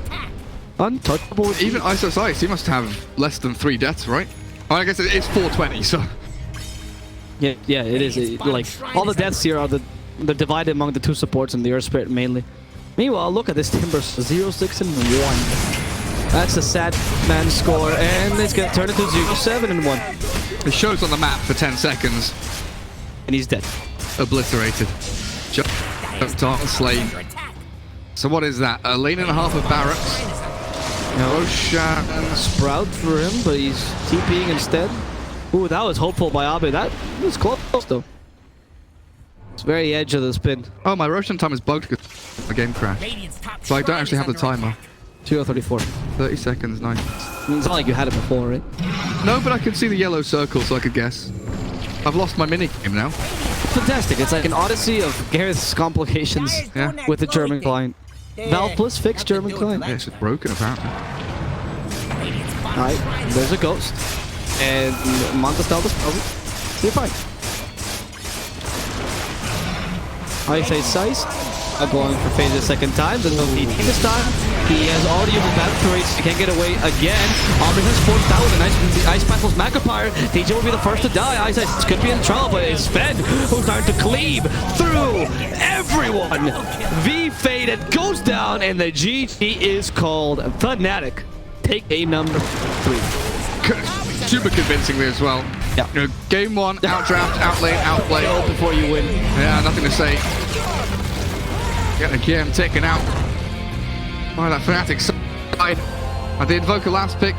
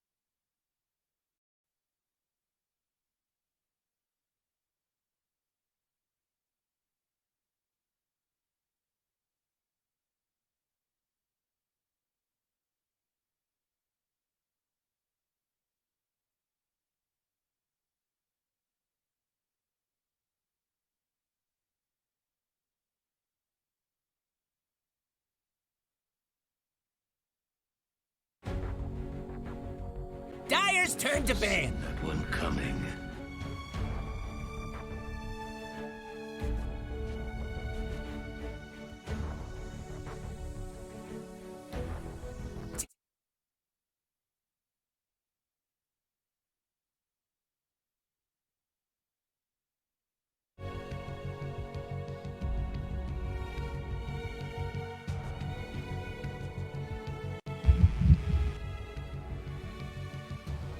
Radiant's turn to pick.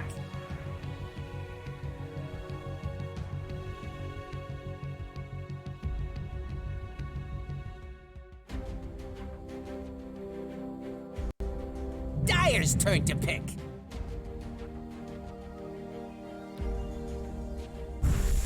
Double shaman.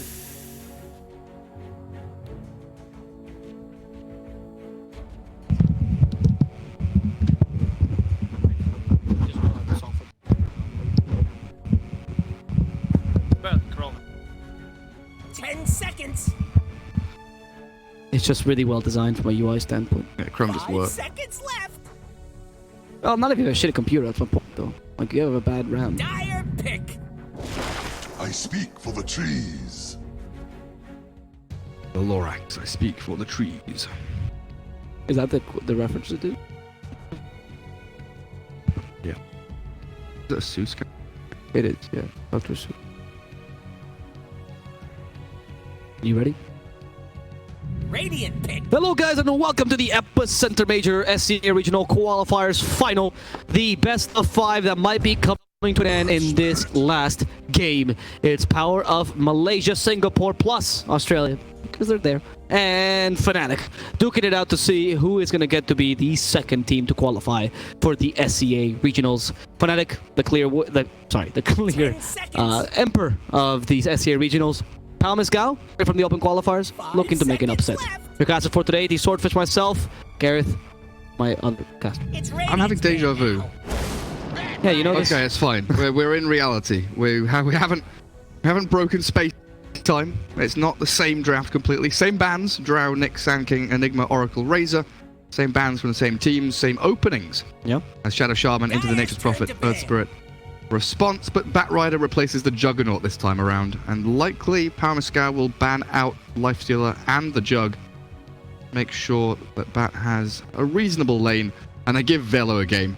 We saw his Batrider in the previous series do exceptionally well after having a few rough performances. Heroes like Centaur, Underlord, and most recently we saw that Timbersaw. 10 seconds. A pretty rough laning stage, but Batrider much more effective in playing these kind of 1v2, 1v3 scenarios. The Batter can always be put as a support worst case scenario, and that option does exist for Pal Miscal if you do get a ban, but it seems like they're going to run the Lifestealer ban. What do you ban? Juggernaut as well, just so the Batter doesn't counter. PL? I don't think you ban PL. I'm wondering Juggernaut or Weaver. Weaver's another good option, true. Not sure. Like, for Fnatic, MP is such a good Lifestealer player that banning that So he's also to pretty make a lot of sense. He's also a pretty good Weaver player and a very confident Juggernaut. Yeah. Every carry. It's That's the thing, right? Is you want to ban, like, if you've got 3 heroes that you've got a choice of, okay, they do ban both. But if you've got like 3 heroes of a choice of, yeah, you very like kind of ban one of them and still leave an option, and then you ban out another hero out of a different spectrum that you want to get rid of. I mean, it also kind of depends on what Pal Miscal is planning on the rest of the picks as well, right? Like, what hurts you more is the Weaver or the Juggernaut? Can you deal with a Weaver? We'll see. The Fnatic lineup might be similar though with you. They just Prophet and Earth Spirit start is very strong again. And again, we can still see Nature's Prophet at 5 as well, which we have seen Jabs play it before. And so it could be the case for Fnatic. Though likely I would say it's Ice on the hero.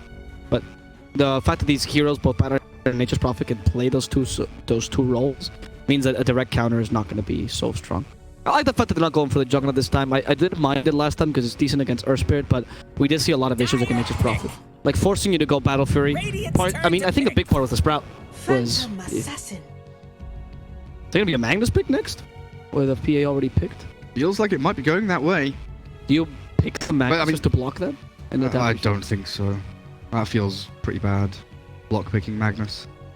But I mean, it might not be Magnus on the cards at all. Like, you look at the carry pool, Drow, Lifestealer, Juggernaut, Sven, Morphling, all of these Yeah. Big position ones getting banned out means the hero pool is 5 starting to seconds get left. pretty limited for That's that true. position one. And MP is a very well-known PA player. Like, I was actually, when he rose to power back in MVP Phoenix, was his hero, right? So, back when nobody played PA. at all. Dyer's turn to pick. And that was QO. Oh, the MP was the mid back then. No? I mean, they both swapped in and They out. both swapped in and out. Yeah, that was Kyo. Yeah, you're right, you're right. Well, Grimstroke gets stolen. What, for the double stifling dagger? Okay, Darkseer though. This means Nature's Prophet jabs. It was what Fnatic had last game, right? Nature's Prophet, Earth Spirit, Grimstroke. Ah, yeah, yep. Yeah. They So- take it themselves. Double Lasso, double Hex. I was right that they're gonna rotate Nature's Prophet now. As a position 5 instead. Yeah.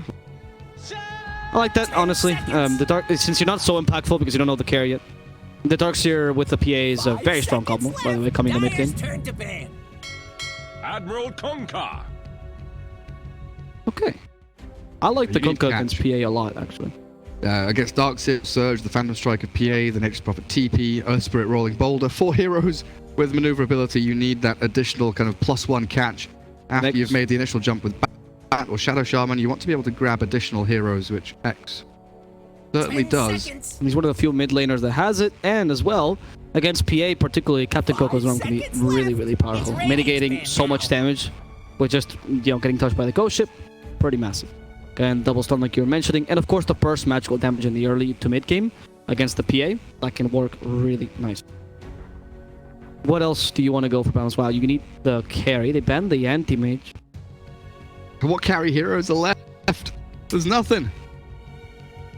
If you put this Kunkka in the mid lane, heroes like, Medusa, for example, lose some of their effectiveness. 5 seconds. We saw Mushi do like a safe lane Kunkka, but that was I don't want to see that. very much a reaction to their opponents. I don't want to see that. They were doing. Radiant pick. Please keep that up. I have... It's Ursa. Ursa is a carry. Still left. Ursa is a carry. Dyer pick. Wraith King. Oh, Wraith King is also a carry. yeah. So what's Abed's hero now? Do we go for Invoker again? Just do it. You could run Quaswax and Volker very Yes. strong here. Just do it.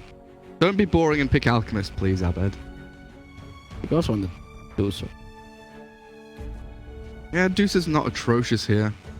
No. I 10 mean, you are seconds. coerced. Doesn't feel spectacular though against Bat Lasso, Inkswell, X-Mark. You get kited real heavily. True. You have the help of the Mystic Snake though, and a nice transition for your draft though for Fnatic. And the Surge helps you.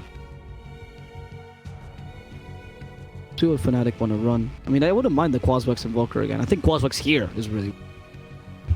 Up against a Wraith King and a Kunkka. Like, Tornado completely stops the Kunkka initiation.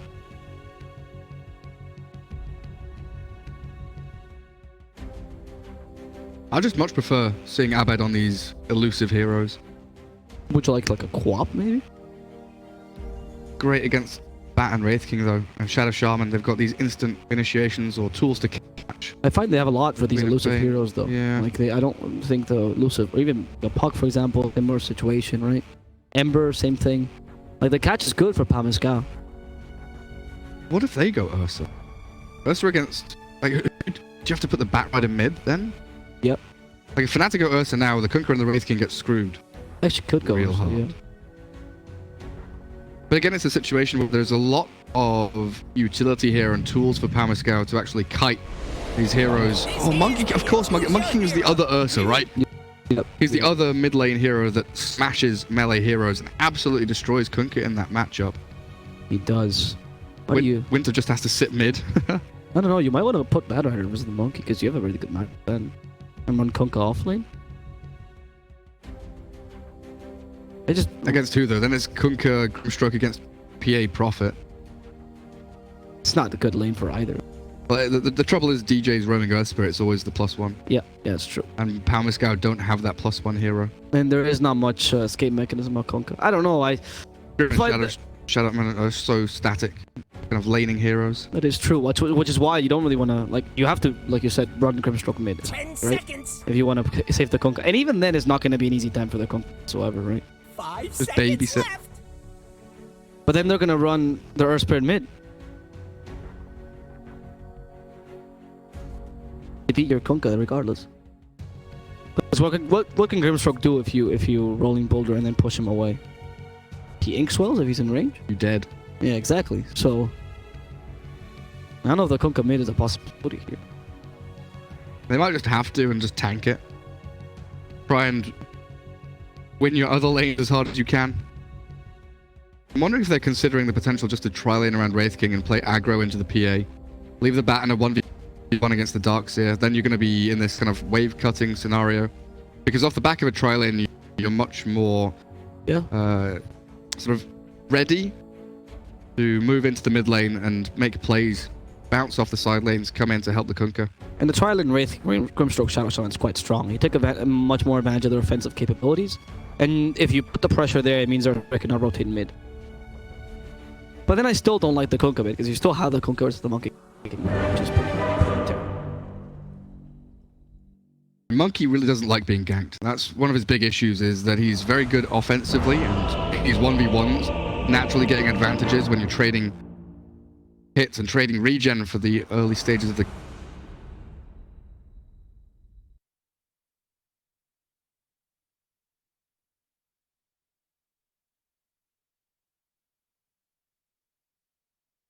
game. But if you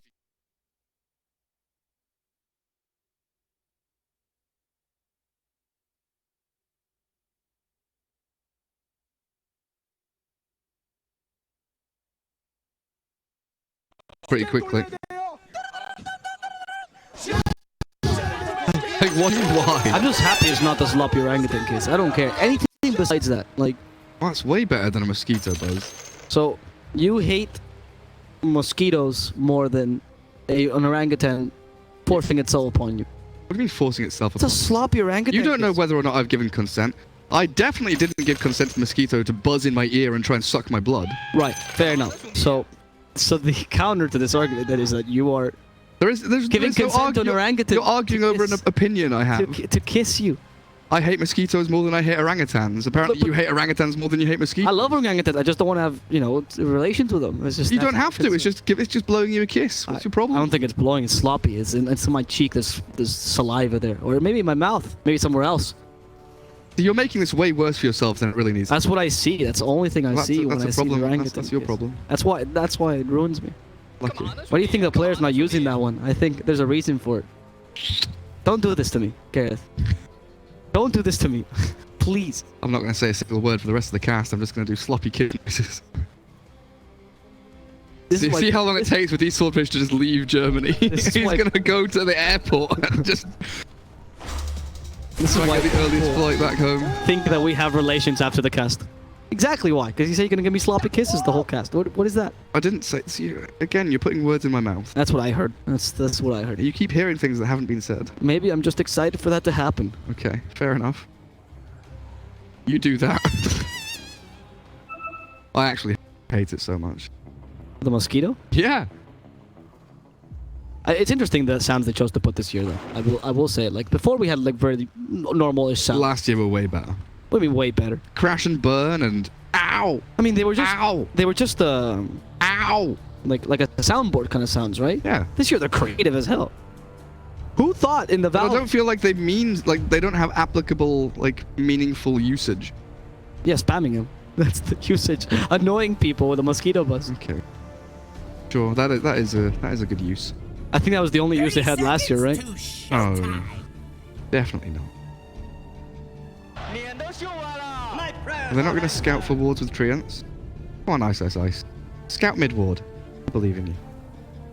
What, you mean the... What?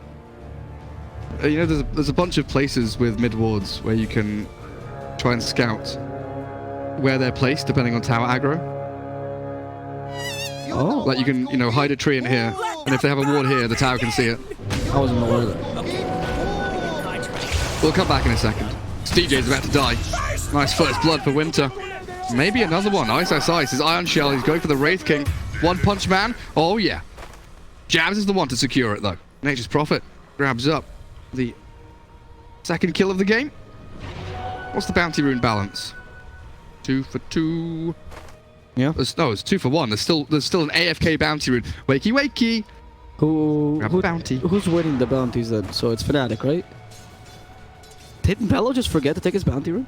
I don't know. But yeah, so in the mid lane, if we have a sec, Yeah, I think we do. if you haven't seen before, so the tower, right? It sees up until this point. Right, If you have an observable here, Oh, and you you can place see it it. here.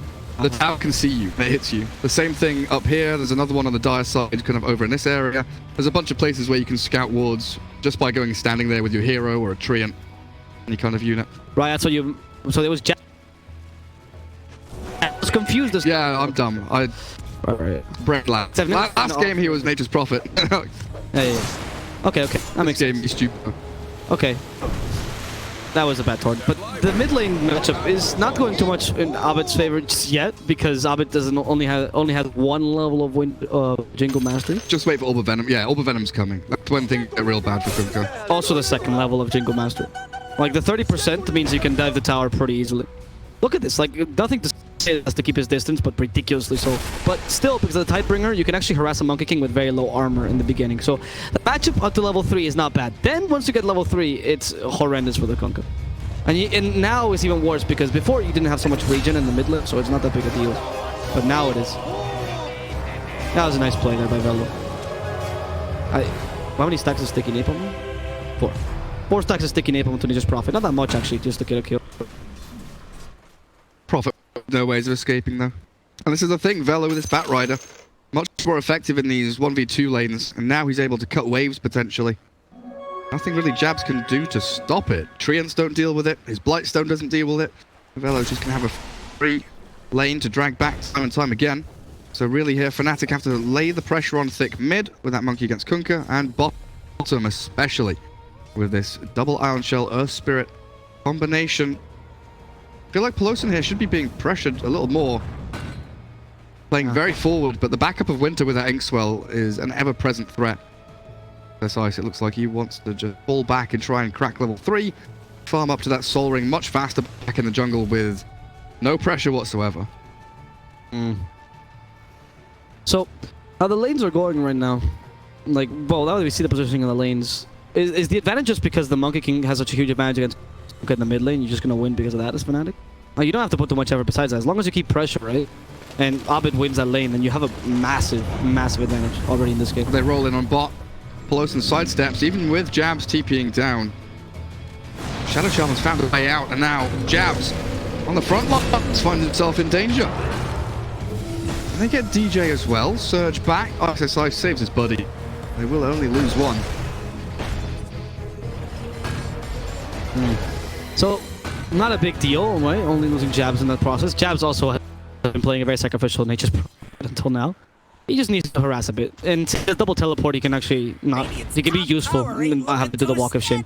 But if ideally you could catch Ice again next time, this would be the best way to use this Trident.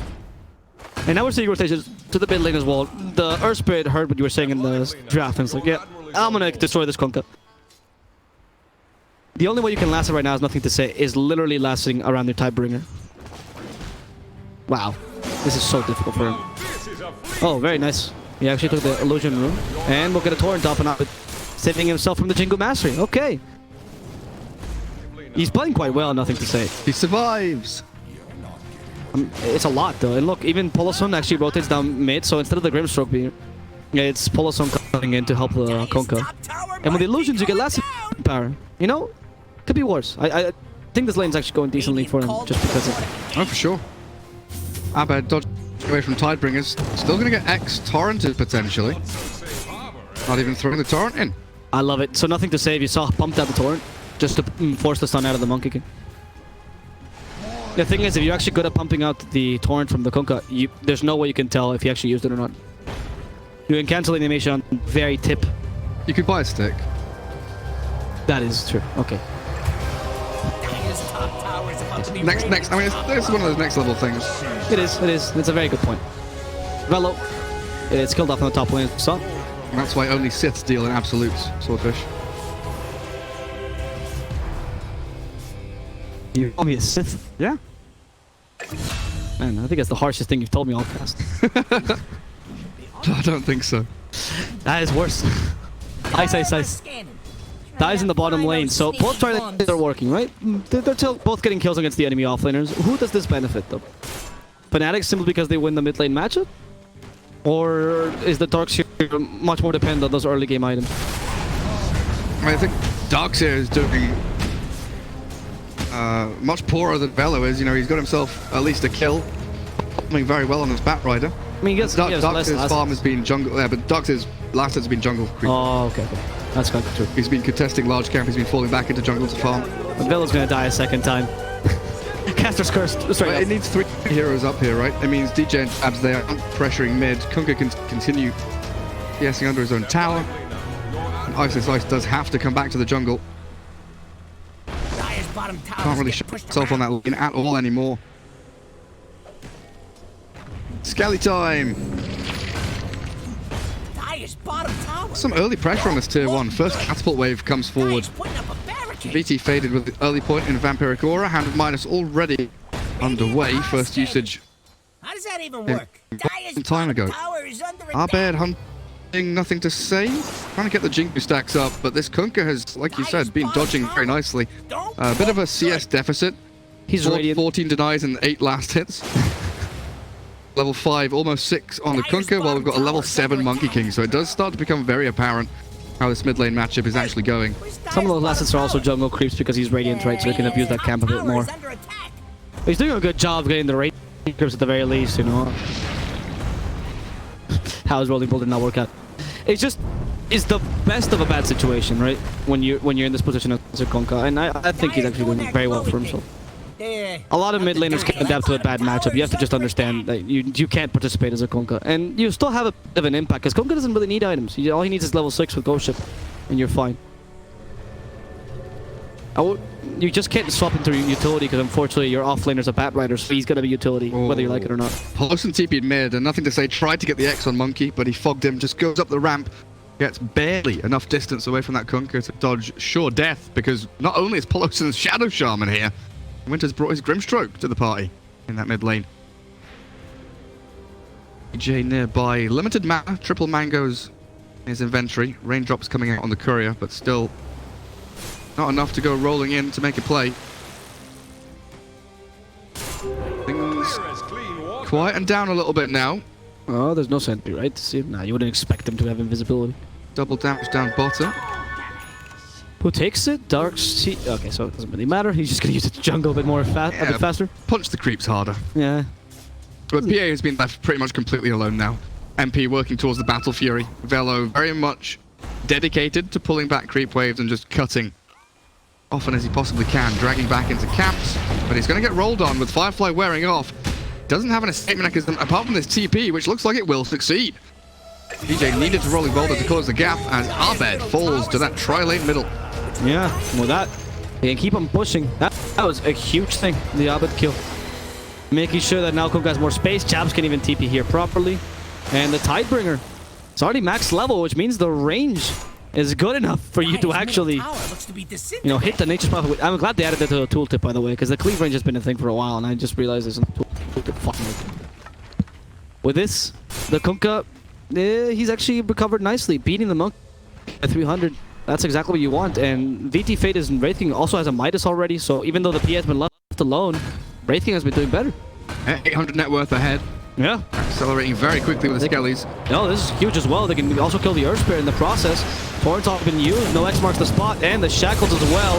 Ooh, DJ though, well, for now, final hits to kill him off, but Wukong's command has been used here. Ghost Ship to help him out a bit. Well, the Ghost Ship stunned, at least just profit. But they have the Jingle Mastery ready. Nothing to say. Slow down with the Fling Dagger, and now there's nothing else to do. Nothing to say. Only death in your wake. Velo joining the Club of the Dead, perhaps, with the Firefly activated, trying to get away from the Stifler daggering woman. But it's not going to happen. Real good connection there from the PA, honestly. Yep. Don't expect the PA just to suddenly appear in your lane. As bottom, Ice. Urge still dodges away from the Stroke of Fate and has a TP after the stick charges. Can he get away from the Wraithfire blasting, shackling, hexing, Shadow Shaman and Wraith King? No, he cannot. Oh, top shrine. They're taking a stack away from the Batrider. It's got golems in it, so he's not too bothered by it. Which one? Top shrine, Radiant. Okay, there it is. What have we here? Abed gets a good chunk of cash from that. Yeah, and these are 2 golems. I love the strategy, by the way, because this blocks the camp for next, and they disappear. So, like, perfect. But yeah, Abed making that chase with the Little tree dance. Being able to dodge away from Boat, from Torrent, getting away from Firefly, using that spell really effectively. Now, Wraith King's going for Armlet, so not going to go for that Midas Radiance, which we have become so accustomed to. yeah, Armlet's this is- a bit older of a build now. It looks like an adaptation, seeing that the PA has Perseverance, noticing that Battle Fury is on the cards for her. You want to will get online sooner. roll on to Faded. Level 1 Reincarnation. There's 3 heroes coming in though, in the smoke. And he's going to be able to fight this. Now the lasso available, but he's been silent. That Stroke of Fate. And he has to kill Ovid first. Earthspit with the spirit on him. He could actually help the PA, who gets killed off as well. And he'll want to survive his DJ, but who cares if you survive? You're the only person they didn't want to kill. Your 1 and 2 pos have just died in the top lane trying to kill a Wraith King. Yes, they pop his ulti, but nowhere near worth it. No, definitely not. Like putting it on cooldown, that 3-minute cooldown, 200 seconds, it is valuable, but you would not want to lose your Monkey King and your PA. Just to get that on CD. You have the snakes dropped as well. Top tower starting to fall for MYSG+AU. This Fnatic, they'll have to... Highest top tower's under attack. They have to revalidate this Wraith King. Oh, he's actually considering going for the Wraith regardless, apparently. Could still be. I mean, like what you mentioned about the armor is quite important. You come online before the PA can actually do stuff, right, with the Battle Fury build. Yeah, it's all about pacing. And I mean, the extra armor that gives you is fantastic to deal with the Monkey King and Phantom Assassin. And the Prophet, like every one of these heroes exactly. relies pretty much on right clicks. And we'll go for the mirror movement. Top lane gets shot by Radiant. Bottom lane, it's a bit of a delayed reaction due to those kills up top, but they will get some good damage onto the tier 1 down there. DJ given mid for a little while. Trying to reach level 6. Olson dies, but we're watching DJ instead, who's been ghost shipped and killed off as well. Camera bias only catching the MYSG+AU kills. I don't know if Fnatic can defend this tower. Yeah, it looks like Velo cutting the wave and shoving Monkey King back, pinging out where Abed is. It's really good, actually. What Velo just did, because Monkey, like you mentioned, Monkey King not coming with a creep lane. They can't be coerced. EP'd. Alright. So, the lineup is working for MYSG+AU. The Wraith King pick especially. And Kunkka has not been crushed, which is all you can ask for from a Kunkka like this.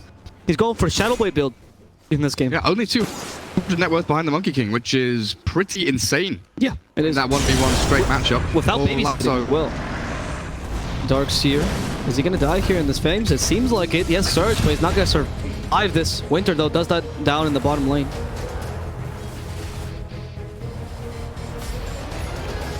Where are Nature's Wrath at? I don't know if they were looking to try and connect onto the Kunkka. He's got Boat. Makes him very difficult to take out. And also there, in behind Kunkka, in that pocket of trees, ready with the level 2 shackles. Even Serpent Wards if need be. Fnatic still around this area though. They do take control of that Radiant jungle. Trying to create space for Ice. They need that teamfight item. Arcane's met. Try and push towards the Greaves, because before you have that and before you have PA finishing the Battle Fury, you do feel yourself kind of stuck in going through the motions of just hitting creeps, farming, creating space, trying to push out the waves. You don't want to necessarily keep making moves over and over again, trying to look for pickoffs. So both teams in this farming pattern, allowing each other to get as much as they want. But this, I feel, favors the Radiant, the way that they're ramping. Yep.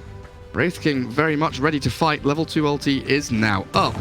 We still haven't seen the Battle Fury on PA, so maybe her farm will start to really increase, right? And she's doing quite well, even for being only without PA, without the Battle Fury. Well, you're mentioning, it is true that they're waiting for the item, but they can't really fight once you get the Battle Fury. Winter's get killed off here. Like, you still want to keep on fighting, or farming, sorry.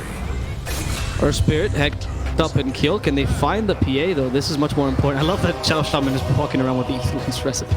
Can't afford the Void Stone. Buy what you can. 4 bounty runes for the Radiant. Oh no, don't go and contest that bottom dire one. That will be the 3 for 1. Well, still, 3 is massive because that's Ethereal's for the Shadow Shaman, but the bottom bounty rune gives the Battle Fury to PA. So now it's farming time for PA. And what's the first big item you want to get for the team? Jabs up top with Ice. Being bullied by Faded. Oh, he's being cliffed. Oh, they even Iron Shoulder with his skellies. That's wonderful. From Skeleton King to Rift King to Cliff King. A roll in. Winter trying to make a play towards Jabs. Let's get the ink swept up ahead, but a final boulder smash there. Messi killing it off with a kick to the face. Seeing Blink as an next item on Wraith King, going for the Sawgrass, so a much more older Wraith King build. I like this though. You have the Kunkka as your secondary carry, who's going for Heaven's Halberd, which is much more popular in Kunkka nowadays. Don't necessarily rush the crit, much more utility. The Radiant do have to start playing the game now though. They can't play this passive farming style that Fnatic have been enforcing on them almost. I mean, they're trying. Look at MP. He is almost stuck in the cliff. The Firefly will end up killing him. That damage from Firefly ridiculous with 3 stacks of sticky napalm. Battery alone just murdered the PA. That's exactly what you want to do. Boots of Travel Drums. Speedy bat.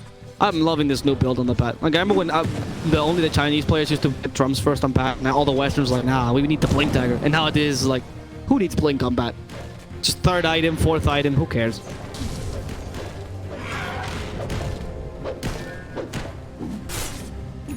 Give me some smokes, Winter. Make some plays. Bait out the Wraith King top. They have the Blink on Wraith King. This might be the moment when they want to get made some plays. That Blink is pretty huge. Unless Velo can catch the Monkey King. Oh. Lasso. There is no lasso. Makes it very difficult. You, as Bat Rider against Monkey King, though, you do have the advantage of being able to just destroy him, you know, through the trees, ideally. But you have to catch him in time. And the rotations here from Fnatic down bottom, we're seeing they're starting to take over the Radiant jungle, which is typical when you're being dominant. You know, the typical dead lane they talk about. This lane is the one the Fnatic has decided to take over, including the jungle. We see some offensive wards here as well. Top lane, Mezcal wants to start taking this tier 2, but unfortunately faded. They find out by 3 heroes. He has Reincarnation ready. Well, that worked. Jabs is in a sea of fire and flames. Not quite dead just yet. Velo might go down. There's Jabs going down as V Faded gets jumped on by 3 heroes. There's the Ghost to disengage, and now Brimstone double ghost. The damage from the Kunkka is good, and it kills off PA together with the Earth Spirit. After they get through the wall, they want to get any further, but they've already counter-initiated quite nicely, with Jabs also dying in the beginning of that team fight, forced to buy back. Well played there, Mezcal. Pal Mezcal. Wraith King, you know, losing that first life incarnation pops. They put the big circle around him like some demonic ritual Monkey King setting up. And Wraith King respawns and just walks out of it. They've got no control, no stuns to lock him inside. So Wukong's got pretty much wasted there. But the speed at which Power Scout really did collapse on that. Winter coming in from the back, Wraith King running away, but Bat Rider laying down so much fire onto the ground with a follow-through of Kunkka's massive 3-man torrent boat, thanks to the Soulbind holding people in place. Really set up for a spectacular fight and creates a 5,000 net worth lead now for this Radiant team. That's a really, really good ghost ship, honestly. Because he didn't even have a setup for it, right? So it's just a predictive. Soulbind. Well, yeah, but yeah, but like he didn't use the X marks the spot, and he predicted the ghost ship, and the ghost ship hit around the same time as the Soulbind was hit. So it was, you know, it's more the fact that the Kunkka just predicted the moment for Fnatic. They put themselves in a choke position. Fnatic was not aware the Kunkka was there, honestly. That's kind of why that happened as well. Yeah, they thought they had a freebie on the Wraith King. And this is one of those kind of mind games where Wraith King has been playing alone in that top lane for quite some time, and they've had wards watching him. They've seen it's Wraith King alone, 4 or 5 times in a row, and they don't make that move. But on the 6th time, they make the move. He's got people behind him, playing as if he has people behind him until he actually does. Reincarnation not available right now. 17 more seconds. He's to get it. Just save him for 12 more seconds. He has the armor and he's just start toggling. Is it going to be enough? Maiden makes it. Shrine. The Aerospace Shrine. The Shrine used with the kick. Ends up finishing off. He couldn't get the Reincarnation. He had actually just as he died. Still 4 heroes dead over on the side of Fnatic though. This Bat Rider on Kunkka slaying the remaining members. That was fantastic. The Kunkka is doing exactly what is meant of him to come in the mid game. He's creating the space and he's beating not just the Monkey King but the PA, showing that matchups are just an illusion. It's about skill. That's what Dota is really about. Let's be honest, the mid game matchup, Kunkka versus Monkey King, is actually kind of favoring Kunkka because you have a lot of ways to start him. So there's that. So Fnatic need to formulate a different plan. We have seen this Wraith King die much more than we usually see though in Wraith King. The Reincarnation has actually been triggered multiple times. Most of the time in these SCA qualifiers, they kind of left him alone. Once he gets Radiance, he's too powerful. But this game, Wraith King has acted much more as bait, and I'm loving it. Yeah, he very much is that dangler. He is. And they're falling for it every single time. Fnatic's like, yeah, 2 easy kills on Wraith King, we have enough damage. But the problem is PA, or the Fnatic lineup as a whole, is more based around killing a hero, I guess, as a stun, right? Not necessarily locking someone down, which Wraithing really stops. You have the Sprout, you have the Boundless Strike, and you have the Rolling Boulder, I guess, and you can serve that as stun as well. Not many ways to really stop this hero. Roshan for the Radiant. Double damage Kunkka. And Wraith King in the pit. Fnatic trying to make a move on Velo. Don't think that's going to happen. Should be a quick and easy Roche for them. Velo creates space, draws their attention up towards top. They don't do anything about it. Darkseer and PA very busy farming through creep waves mid and bottom. So no contest whatsoever. Free Aegis can hand himself over to the Kunkka, who has Halberd, Shadowblade, is ready to go.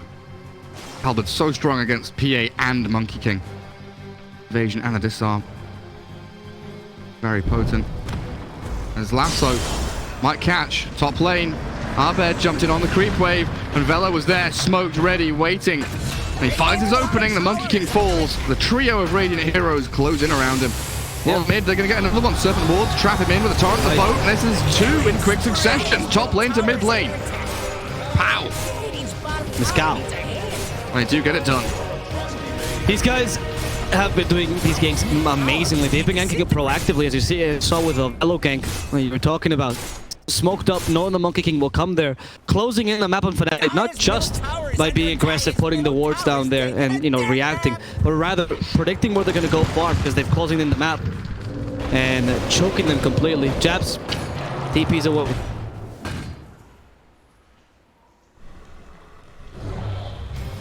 Fnatic need more time. Darkseer not yet a hero.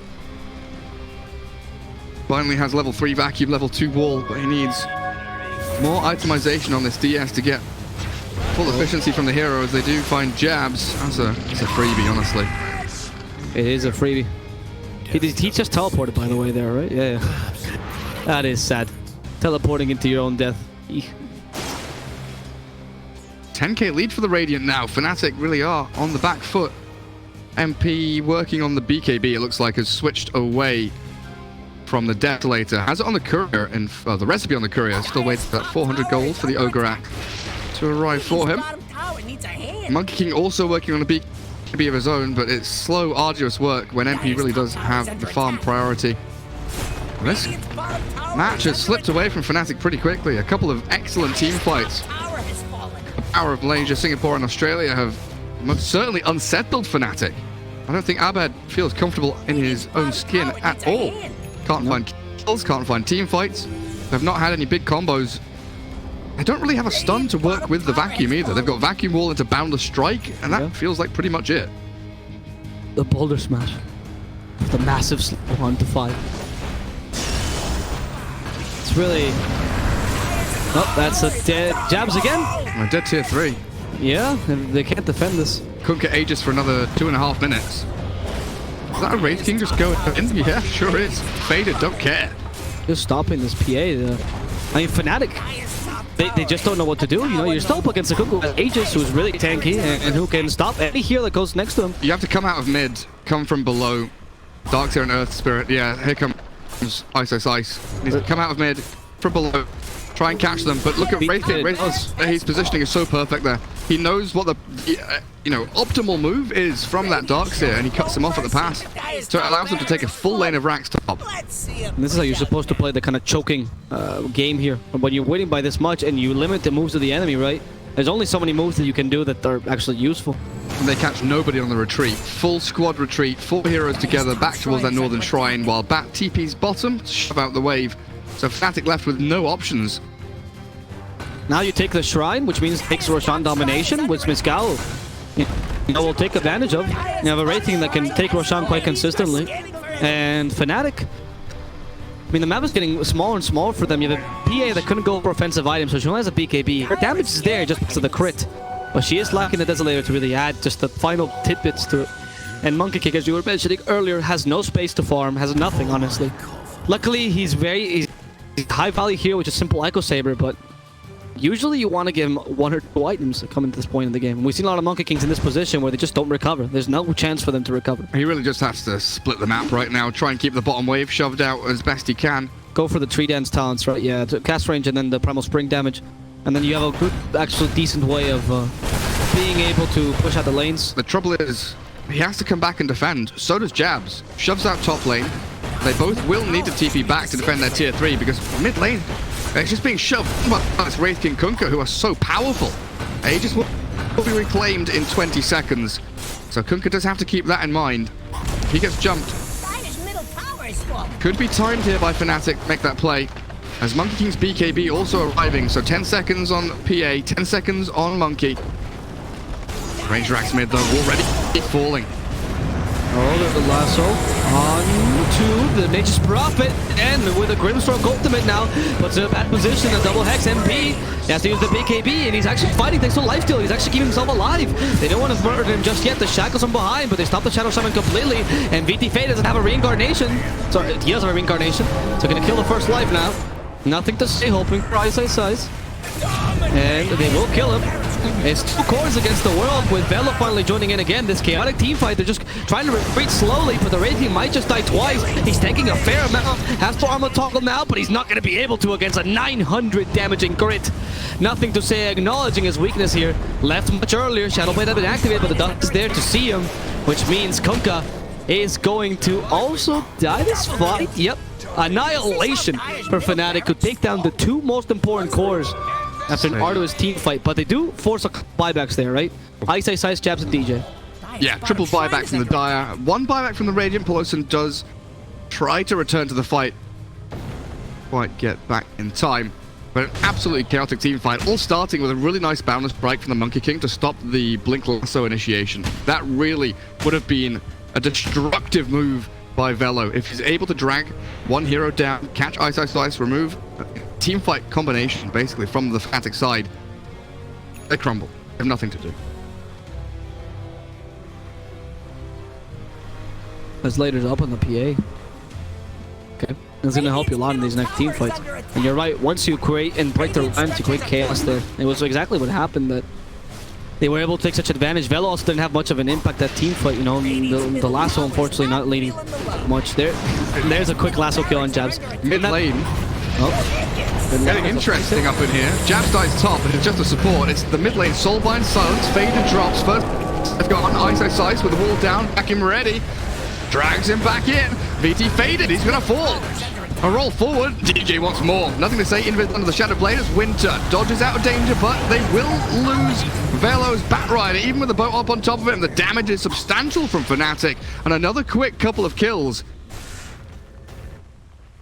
It looks like the Serpent Walls were thrown in mid to finish off that barracks as well, though. So 2 full lanes now, the deficit that Fnatic face.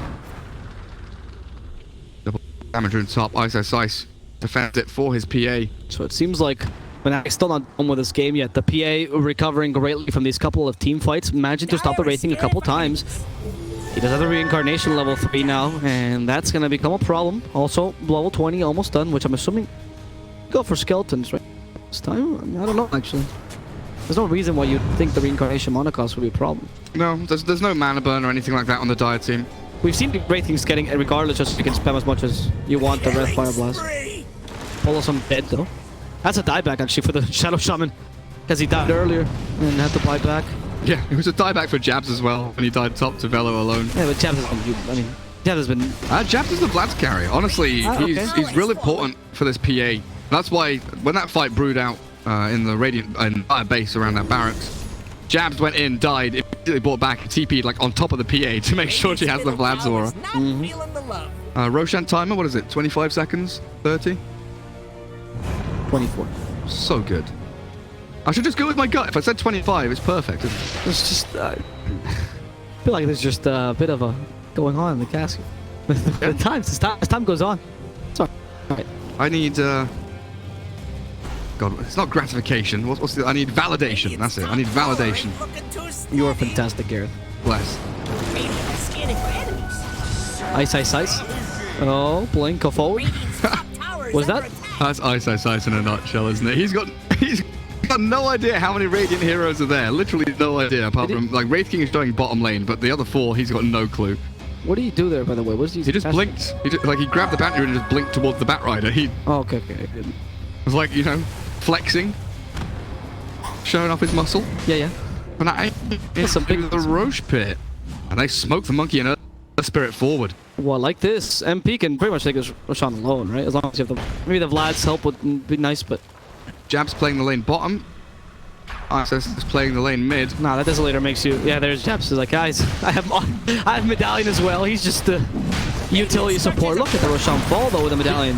He is the PA's extra item slots. Exactly, yep. Yeah. The PA can't carry 12 items, so Jabs is here to buy the Vlad's and the Medallion, all these steroids and buffs for her. Aegis for the PA.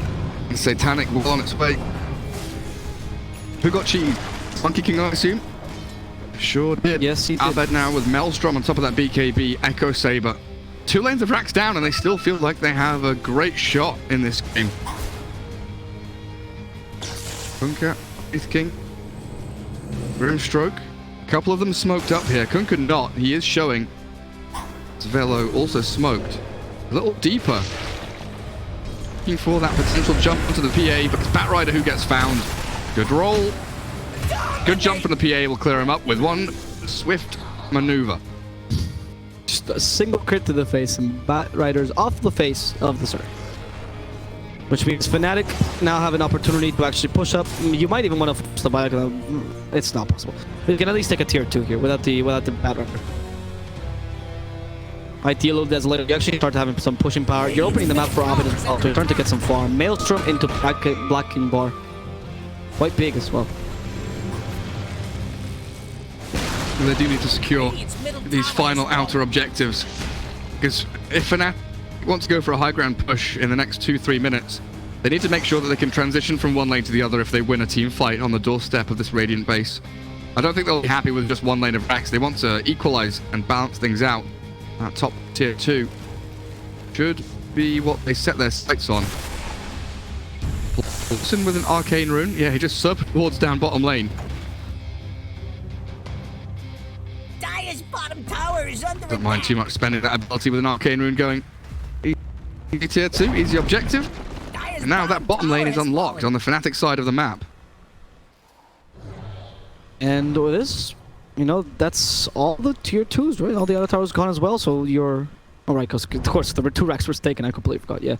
So there's still a difficult game for Fnatic, but they're starting to open up the map slightly, take the towers. They have PA with their Aegis, and they can start put pressure here. Yes, that tier 2 is actually quite important to defending this, but Jabs can constantly defend the towers as well. And MP will take that tier 2. So that's all the outer... Yeah, that's all the outer towers now for Radiant. Okay, you can start split pushing a bit now. Your options open up for Fnatic. This is not entirely that bad. Yeah, the Monkey with Primal Spring with the extra damage is ridiculous at pushing out lanes. PA with Battle Fury is really good. Somewhere in Nature's Prophet. I mean, I know he doesn't have items for split pushing, but still. Yeah, they're just laying out their net, making sure that they can catch all the little fishies. Shipping out all the waves, closing the map in around Power Mescal, forcing Shadow Shaman also to leave that bottom lane because he was lurking, looking for the chance to Serpent Ward's high ground if the wave got shoved too close to the Dire base. So it has been a very nice spot by Jabs to make damn sure that Peloton doesn't get any sneaky actions going. And now the Radiant, not bunkered down in their base, but definitely in a position where they are reacting and dealing with Fnatic's moves rather than the other way around, which has been primarily the order of this game. You look at the net worth graph and the experience graph, and you can see that real big build-up from sort of 16, 17 minutes through to 27 or 28. Getting up to like a 15k net worth lead. That's been diminished pretty heavily. Yep. Not like the net worth lead as the game goes on, though, it doesn't matter less and less, right, at this point, because it is all about who gets the first initiation, as we always say. And Fnatic do have less team fighting power, should be, than Kunkka Wraithing. Obviously, these guys are very, very powerful there. And Kunkka, look at the build, who actually went for Rains, also pushing out these lanes to some degree. The Rains miss chance against a PA get brutal. Oh, he finished it. That means he has no buyback. He does not have buyback, no. It's gonna be wild till he gets that. Aegis for another minute. I feel that's a little bit too protracted now for Fnatic to try and make a move. Yeah. They've set the map where they want it. They've made sure that their 2 barracksless lanes are all the way across the river. Still not committing for anything, though. I guess they do still have the cheese that they can pass over to the PA. So it's not a big deal when that Aegis does get reclaimed. So the Darkseer Blink as well. That's big. Who? Darkseer Blink, nearly Lotus Orb done. That's it's pretty big. So he's also not seeing buyback. We're not seeing too much seeing buyback that just contrary this last team fight. We've seen the Yags and the Wraith King as well as a potential item here. It's actually really, really good as the game goes into late, to be honest. Because the chances of your teammates dying and having impact in just 7 seconds is massive, especially a Konga, for example, or even a Shadow Shaman. And Wraith King is less likely to die first because you've been tanked up, which is usually the counter to the Yags. But the game is starting to slow down a bit. It makes sense, right? Fnatic don't want to lose the potential advantage they've gotten. They are farming quite quickly. They get the Monkey King back on his feet, which is quite important. They're treating the second Roshan as if it's the first for them, right? Yeah. It's like the first Roshan for the Radiant. The Aegis got them 2 lanes of barracks, and they're going to punish Jabs for defending that bottom lane. At long last, they do find him. Potentially TP cancels? No? Abed? Not Colossal is find anybody. He didn't have the 3 dance vision PoE. That's why you get the talent, so you can do this in the late game. You were saying though. It just feels bad talent to get though. It's terrible. It's like, the other ones, yeah, I'm full behind. The range one, like guaranteed. Yeah. I'm taking that every game. Vision and the damage is pretty good. You know, ever since they changed it, it's not a must pick, but it's pretty decent. But yeah, first Roshan basically gets the Radiant, 2 lanes of barracks, all things considered. The second Roshan, the Aegis Cheese, really does just set Fnatic in place. Make sure that the status quo is resumed, no more nonsense. They keep the cheese anyway, right? So it's not like they wasted this Roshan entirely. And then you have the refresher shard for the third one. And who do you get that to? Is it double Wukong's command that you're concerned with? Or it's double wall? Double vac, double wall. I think double PA BKB Satanic is actually the best. Yep. Yeah, it might be. Because you are playing essentially for Protect 1 at this point with a Monkey King extra kind of helping out, right? Yeah, pretty much. PA top of the net worth as Fnatic smoke as 5. Oh, Palmascal very split up. Kunka bat in the base. Wraith King no, Grim. Grimstroke. Why are you leading with your face? Shadow Shaman has blinked away. No longer has disengage mechanism. Okay, and the silence as well. Batter actually goes in. He gets the double lasso. That kind of works out for them. DJ's gone. And VT Fate is now fighting the whole team. And nothing to say came a bit late. Crits, nothing. Those crits are so powerful. VT Fate needs to make it back to base before he dies. So they can't surround him. Nice Hex. They want to go into the PA again. They have 8 anymore. No one beat it. Shackle her up. She has Satanic. In the Wukong's command. She has Satanic, but it's not going to be used. In the Wukong's command, they're managing to resist. Abed actually TPs away, and the expert will bring back this Darkseer. Wow, what a turnaround by Mescal. What a lasso. It did take them a couple of buybacks, but it's just the 2 supports. That's no big deal for them. No.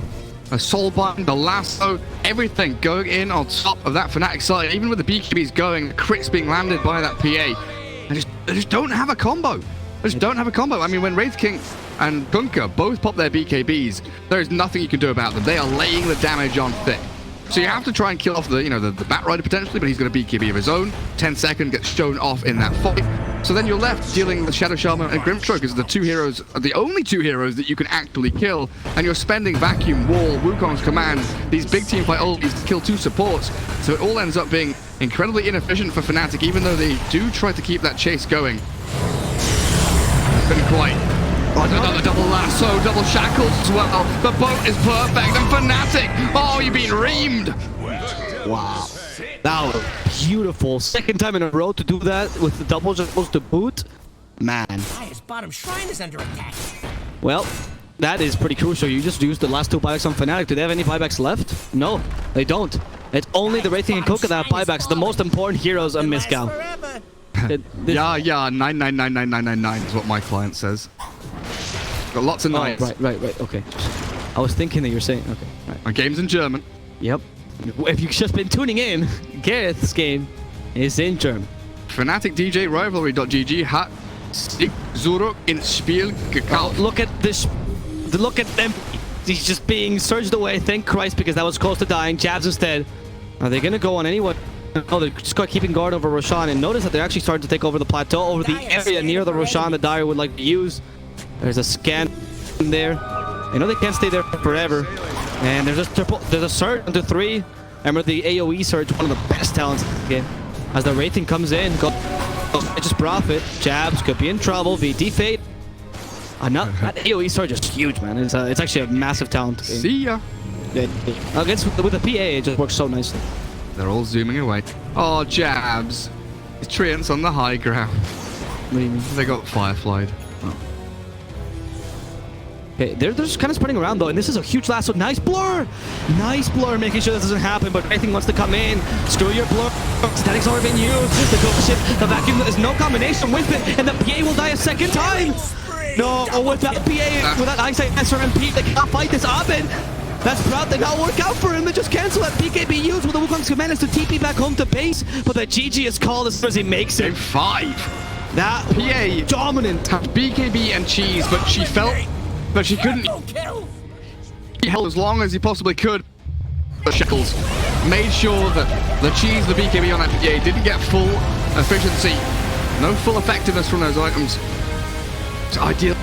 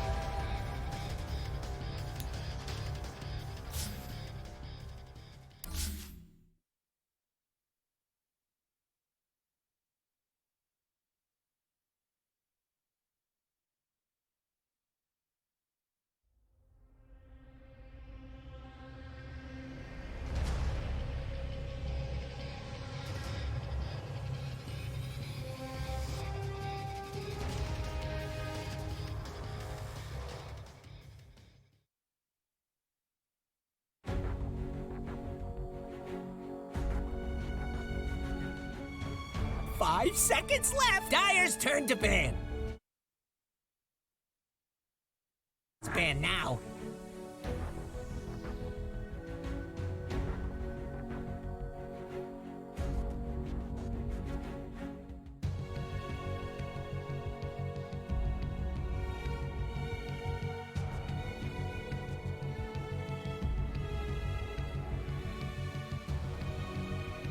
Ten seconds.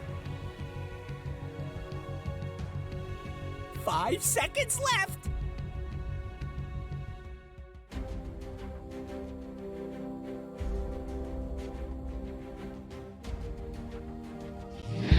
It's Dire's ban now. Radiant's turn to ban.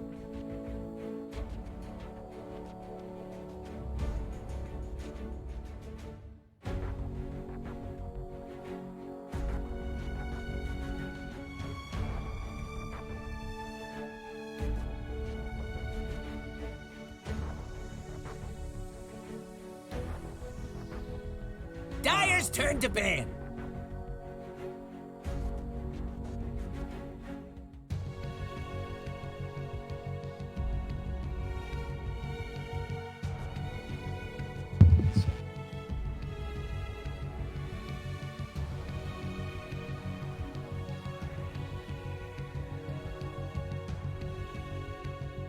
Ten seconds. 5 seconds left. It's Radiant's ban now.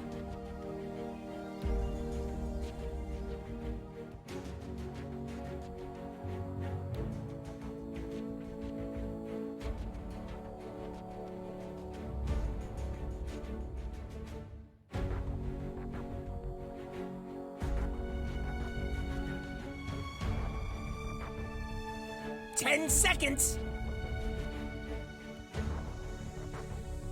5 seconds left. Dire's turn to pick.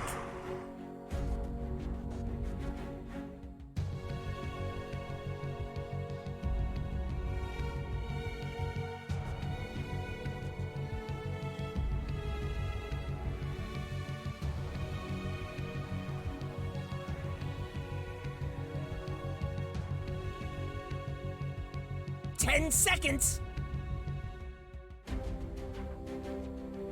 5 seconds left. Radiant pick. Drow Ranger.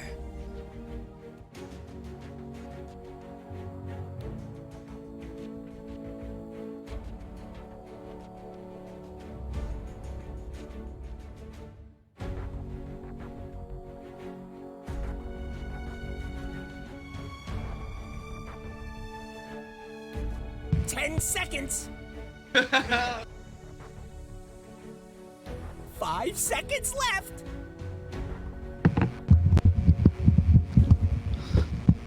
Ready?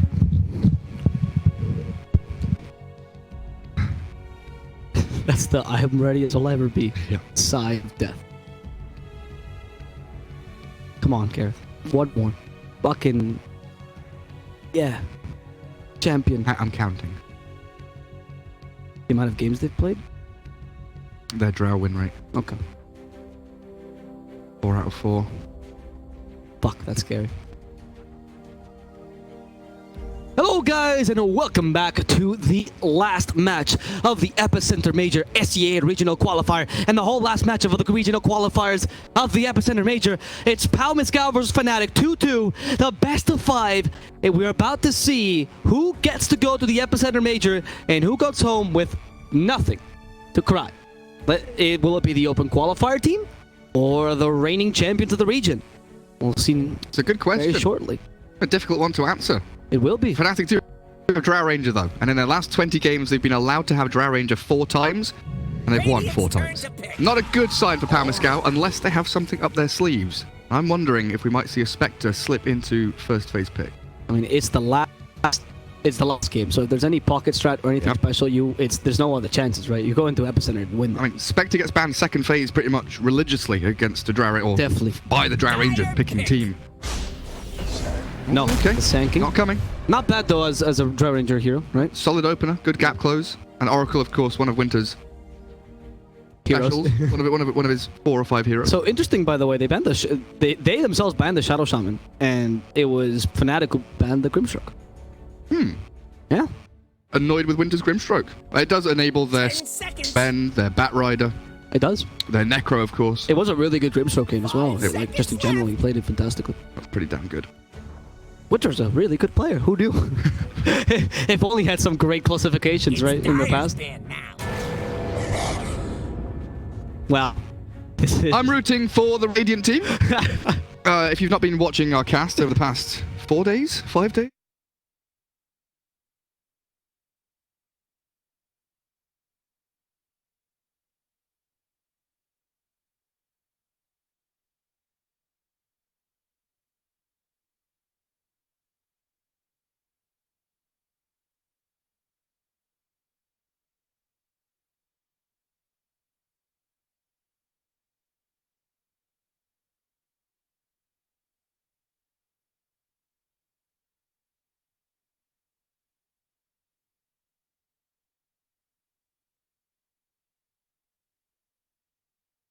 apart from that, you don't know what kind of team fight they're ramping up towards. You don't know if they're going to go for some kind of push strat.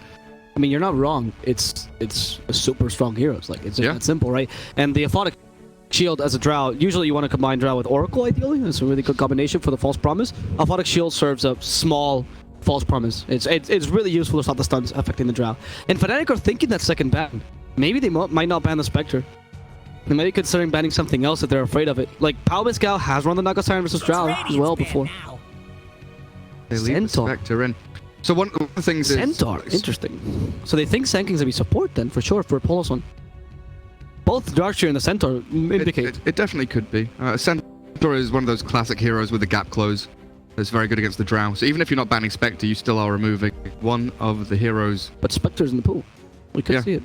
So with Spectre, yes, it's a good hero against Drow because it allows you to haunt and jump onto the Drow, disable all of her nonsense, chase her down, and it's all good. Oh, Storm ban, it means Spectre's being picked.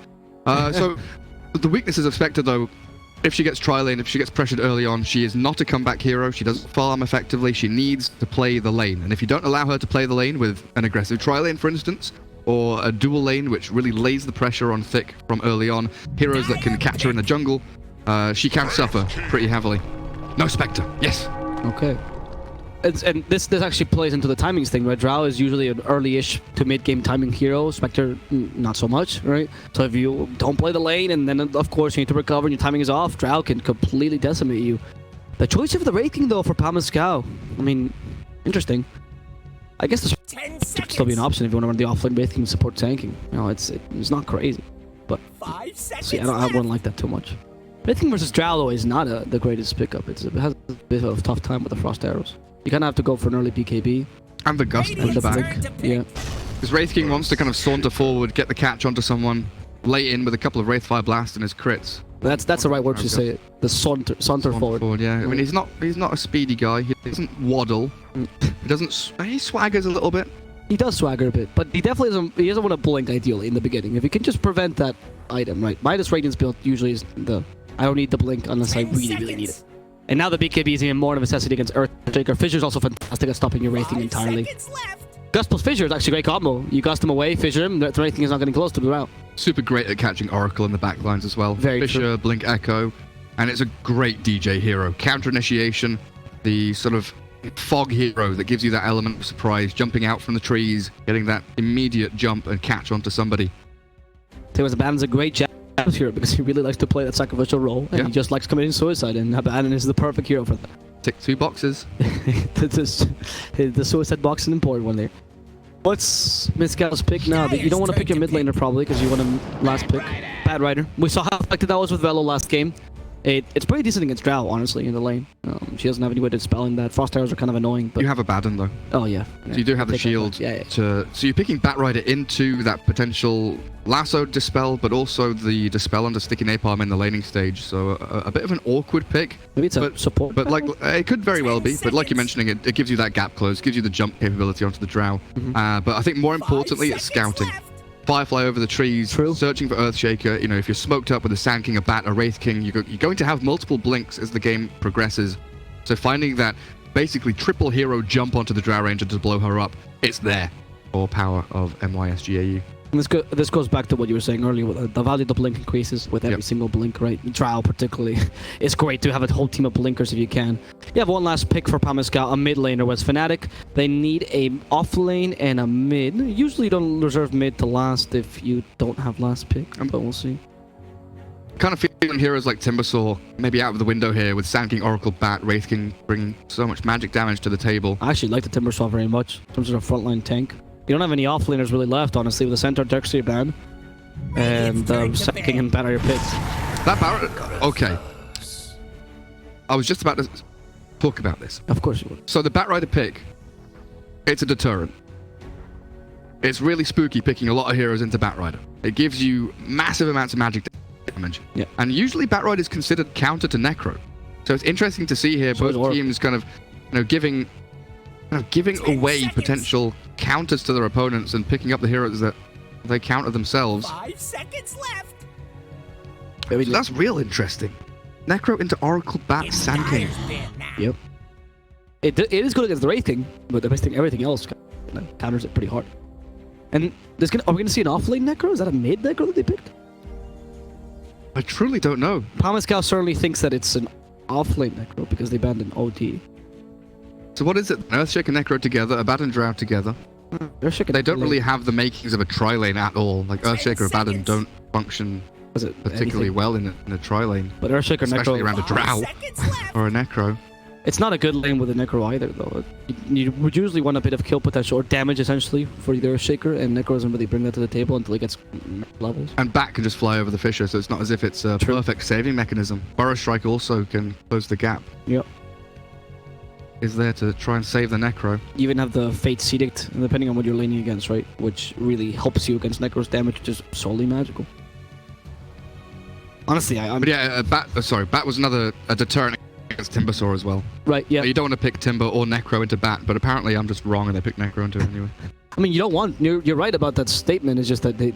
it doesn't mean that you can't still pick it. Yeah, they don't seem to care. They don't seem to care. I mean, Necro with the Drow Ranger, that attack speed. It's pretty strong. Pretty strong with the early damage talent as well. Yeah, it's only 30 damage now, but it's still pretty nice. The ban of the damage with infinite attack speed. Infinite attack speed. The ban of the Conker. What are you planning? Have you banned the Conker? Quap? Quap? And you ban a Conker? Interesting. I guess the Conker is more for the catch of the Drow and Wrecker Force, because Quap doesn't have issues with the Conker whatsoever. I mean, she does against X-Mark Torrent. As the game progresses, yeah, but I mean in lane. In lane, no, yeah. but for sure. Yeah, so it's a good hero just in general against Drow and Necrophos as well, so I like that. So now Pamiscal is a hero that, I mean... No, Lina doesn't look bad in the lineup again. I know it's a very vanilla hero, but...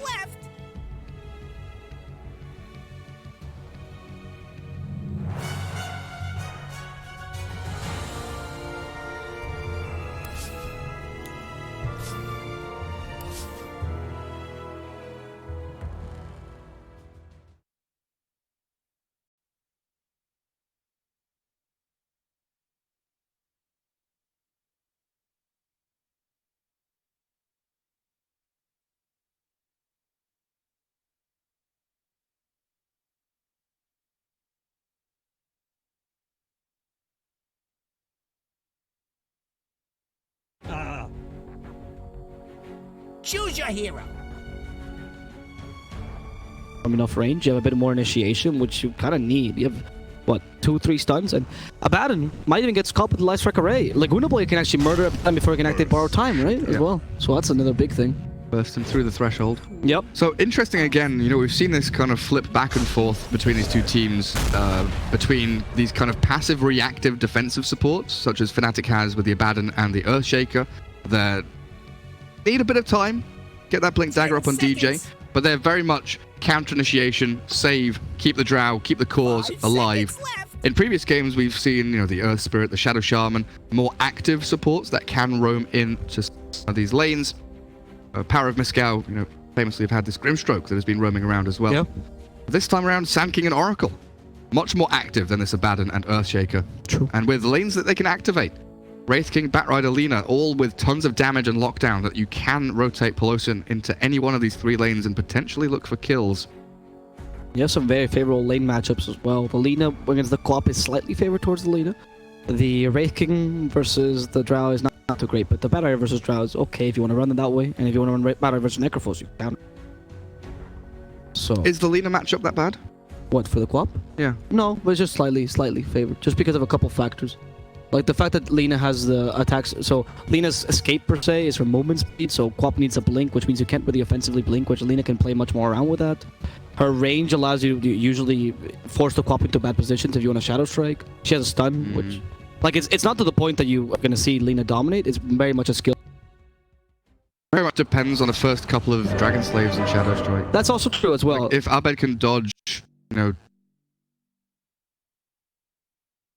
out of the first, it's a couple of Shadow Strikes on Lina. I think Queen of Pain can win the lane. Support rotations are also quite massive here because up is a hard hero. You can kill her, but you have no support to rotate down. It's a taker, like exactly everything on DJ.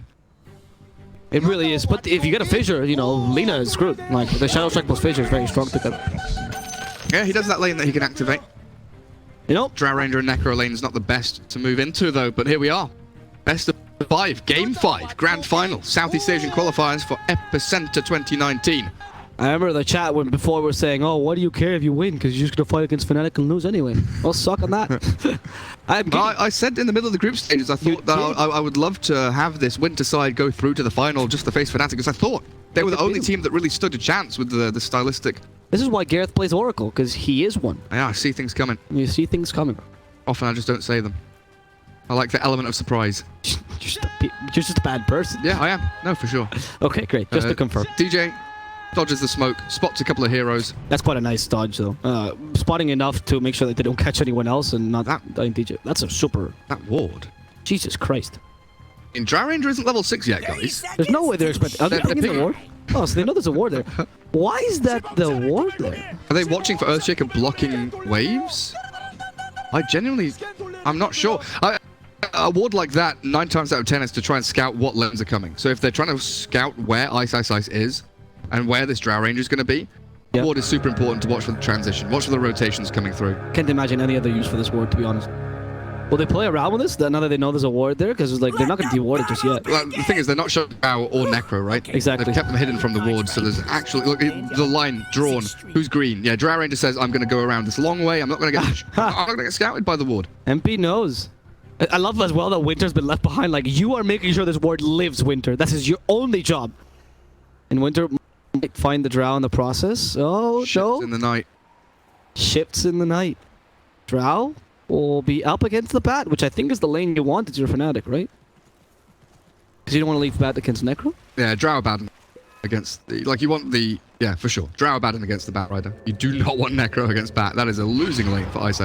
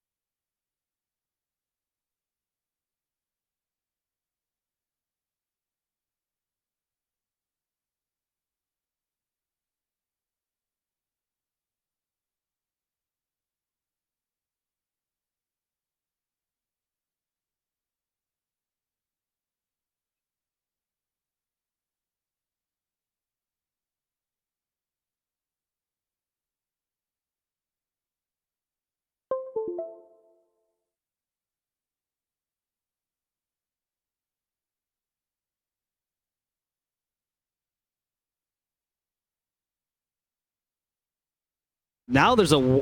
It's so clear there's a ward here, but now Shadow Strike uphill. He's got Abaddon to swing in. Oh, that's so unfair. Leaves bottom lane, comes mid, gives him the old mist coil, whacks him up. a decent amount of HP. But Fnatic not swapping their lanes, they're not going to make the rotations.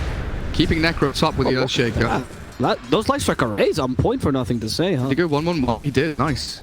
That's the build for Lina mid, though. But you see Lina's also struggling a little bit, right? Yeah, she is. Of course, it's not the easiest lane for him. Abed has Blink level 2 Shadow Strike. Oh. He was considering that. He was considering committing. There actually isn't a mango or anything here for Lina. I think he could have had it. I think genuinely Abed could have gone for that kill, but being very, very tentative with his movements. Very far in the Lina. It was definitely. I understand his doubt, and she has to do the walk of shame. I hope that he wore this ward because that Shadow Strike uphill shows that there was a ward there. So there's a huge advantage. But last hits though, she is winning for now at least. After the walk of shame, he mounts so much. Of course. I was just checking. Who denied themselves? How is that possible? Oh, it's a ban. That's exciting when that happens, right? So Pelosi and Sand King playing the lane while Velo is trying to kind of drag creeps back. Arm under his tower as best he can. No, actually, Wraithing is winning against the Drow Ranger. Well, they're in like a 2v1 with Oracle Wraithing against Drow, though. I guess, like their pattern has been shifting from bot to mid, wandering around, and he doesn't offer much in terms of harass or defending the creep wave. He's very much just heal the Drow, make sure she can hit the creeps. Up top, I say Sice. Now there's a Firefly. I need to cancel his TP, but they don't have the Power Strike available. Well, Ice just canceled himself. Well, that makes it easier. No need for that. As Sice thinking that he was okay. Clearly not. Firefly wears off. They need one more hit, but they can't get it off. He's okay, yeah. Oh, did Ice calculate that? Oh, for sure. His TP? He's so thick, dude. What a genius. Skilled gamer. What can you say? 200 IQ. This is why this guy goes to TI and we're casting here. Monumental galaxy brain. He is a smart boy. I've never heard that meme before. That's a wonderful meme. Oh, no. Velo calculates this too. DJ was going to rotate and Velo realizes you can't do that under the tower. You don't need the sound. Weird back and forth top, but Ice gets the upper hand. Gets to stay in lane. Top of the CS for him. Batrider 8-0. Yeah. I mean, the musical lane's really hard in the beginning, right? Yeah, they get that slight advantage, like the level advantage, 5 1/3 for the Necro, while Batrider's stuck at 3 2/3, closing in on level 4. Not been ideal here for the lane matchups for the Radiant. And the Salves being pumped through from this Queen of Pain. I just want to quickly check net worth. Queen of Pain 1150, Lina 1276. Lots of Salves being spent by this Quap. 1711 on the old CS. Shadows. So she went for the Shadow Strike build regardless. Yeah. Yeah, I guess it's the only build nowadays. Lina might just die here. Earthshaker lining up for a Fisher. That's what we were talking about. The only lane he can enable, right? Pretty much. Observer Ward does wear out. It's the bounty runes. Oh, nothing to say. The Fissure. It does block him. That's enough. That should be enough to get the kill. Trying his best to get the kill on Abed. He might actually just be able to because of the tower. No, he de-aggroed DJ. What? Abed?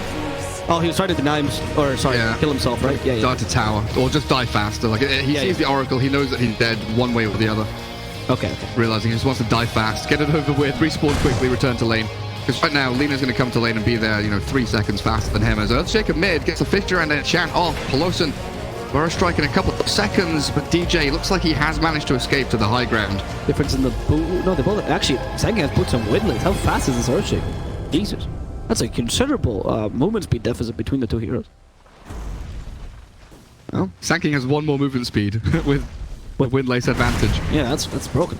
Top lane back, making a play again. But not working out. Yes, Sice. Look at this. The lane you're supposed to win is the lane you lose. That's the best way to describe this. I mean, they were very much waiting for this to happen. They knew this lane was going to be difficult for them. They sacrificed the Drow to some degree to accomplish this, but it works out. The batter does not completely dominate Necrophos, and Sice will have a good game. This is important.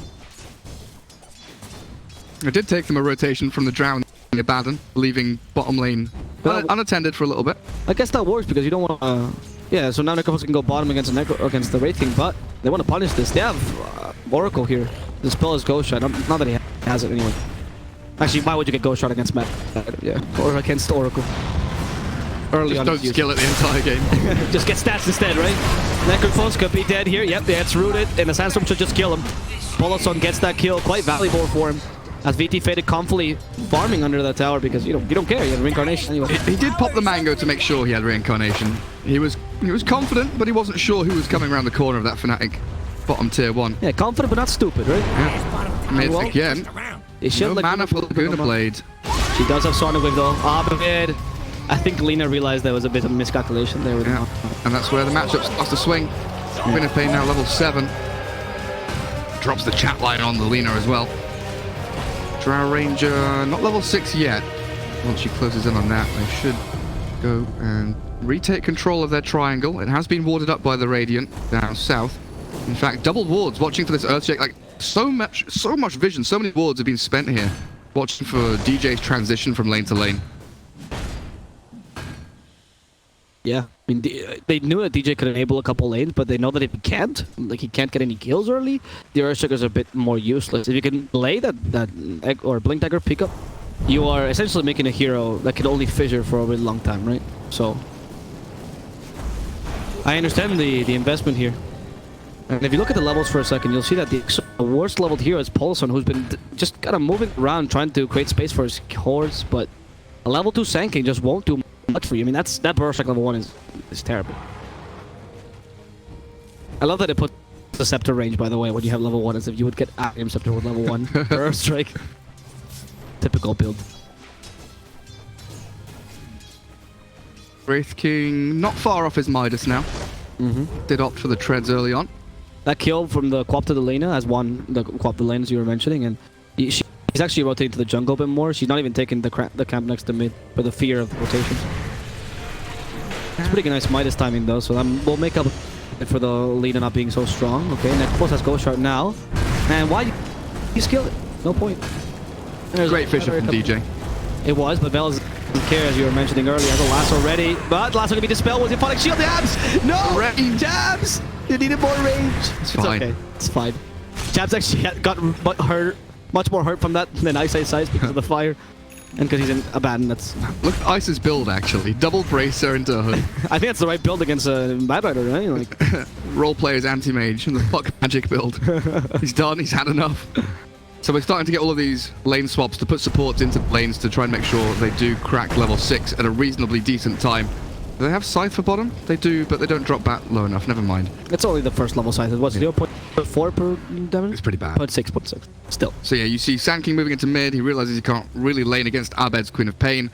The Radiant team still need to get 6 on Winter. 10-minute bounty runes coming up, as they do look to take full control of the southern ones here. Radiant team in prime position with their reasonably deep observer ward spotting out the Drow. Dire does see them move into position though.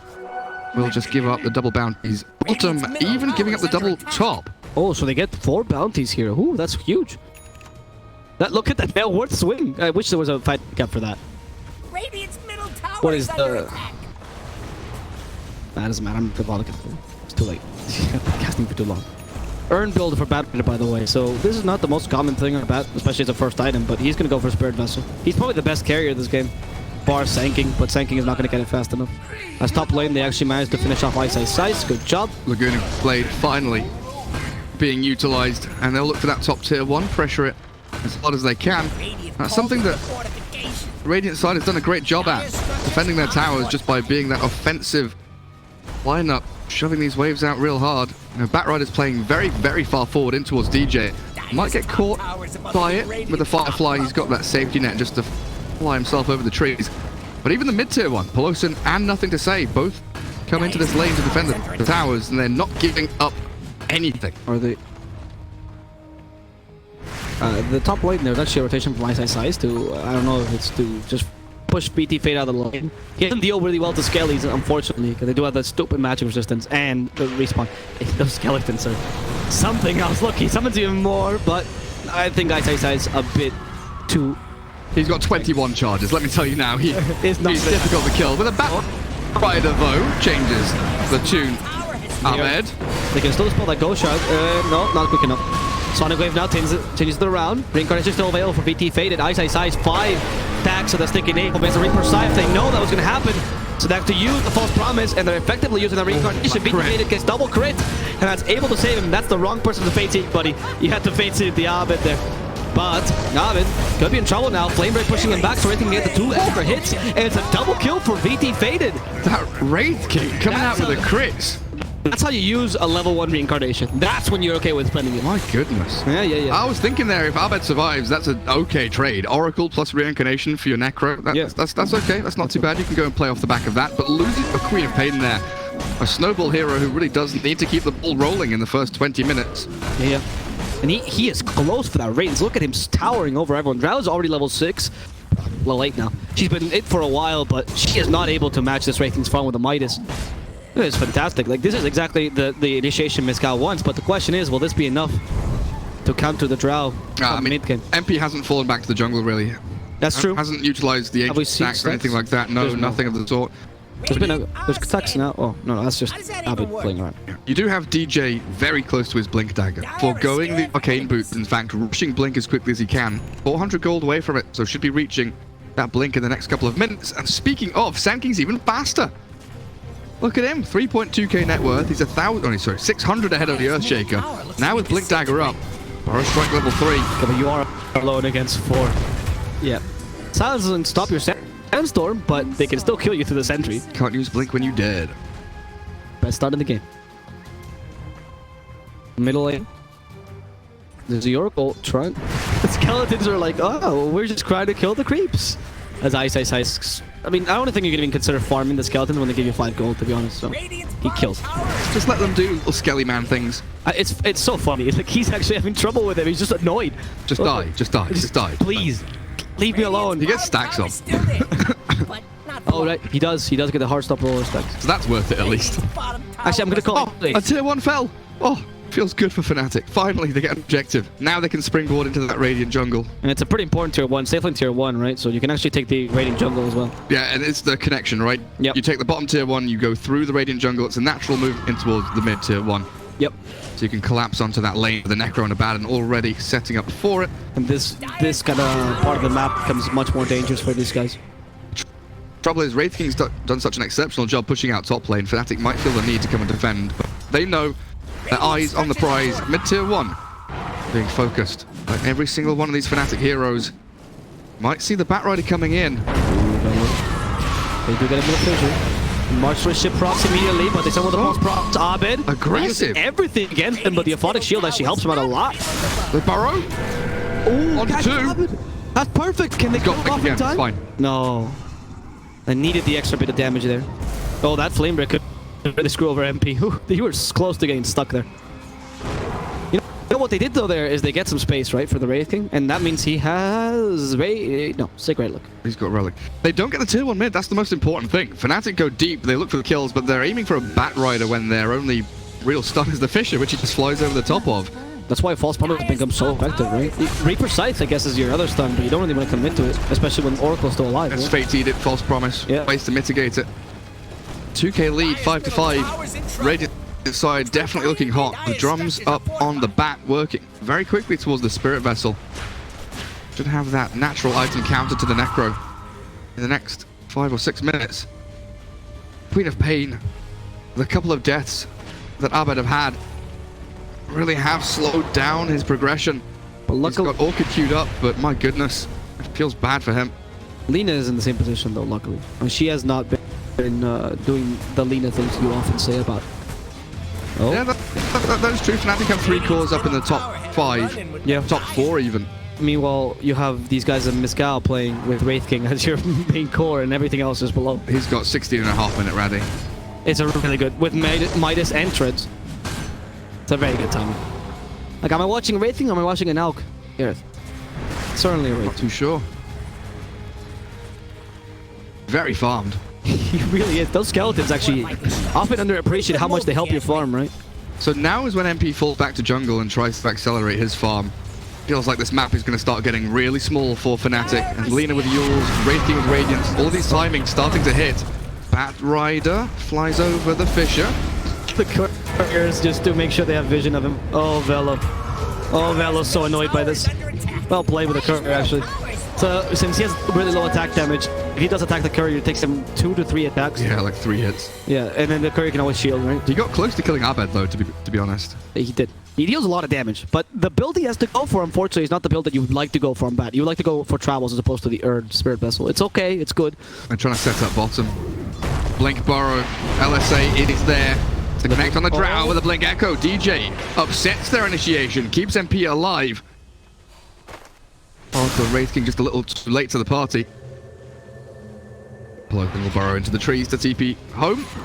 And immediate snap TP's top. They're looking for this Necro. They want to try and get a kill off the back of their move. If it doesn't happen bot, they will shift up to top, but Ice feels it coming.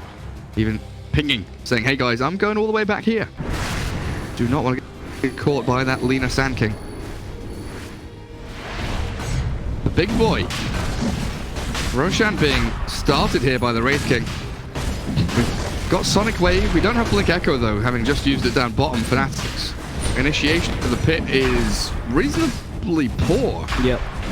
With Laguna Blade and Reincarnation both up and Fall Promise as well, right? Yeah, it's super difficult to contest this. I mean, Jabs will try anyway.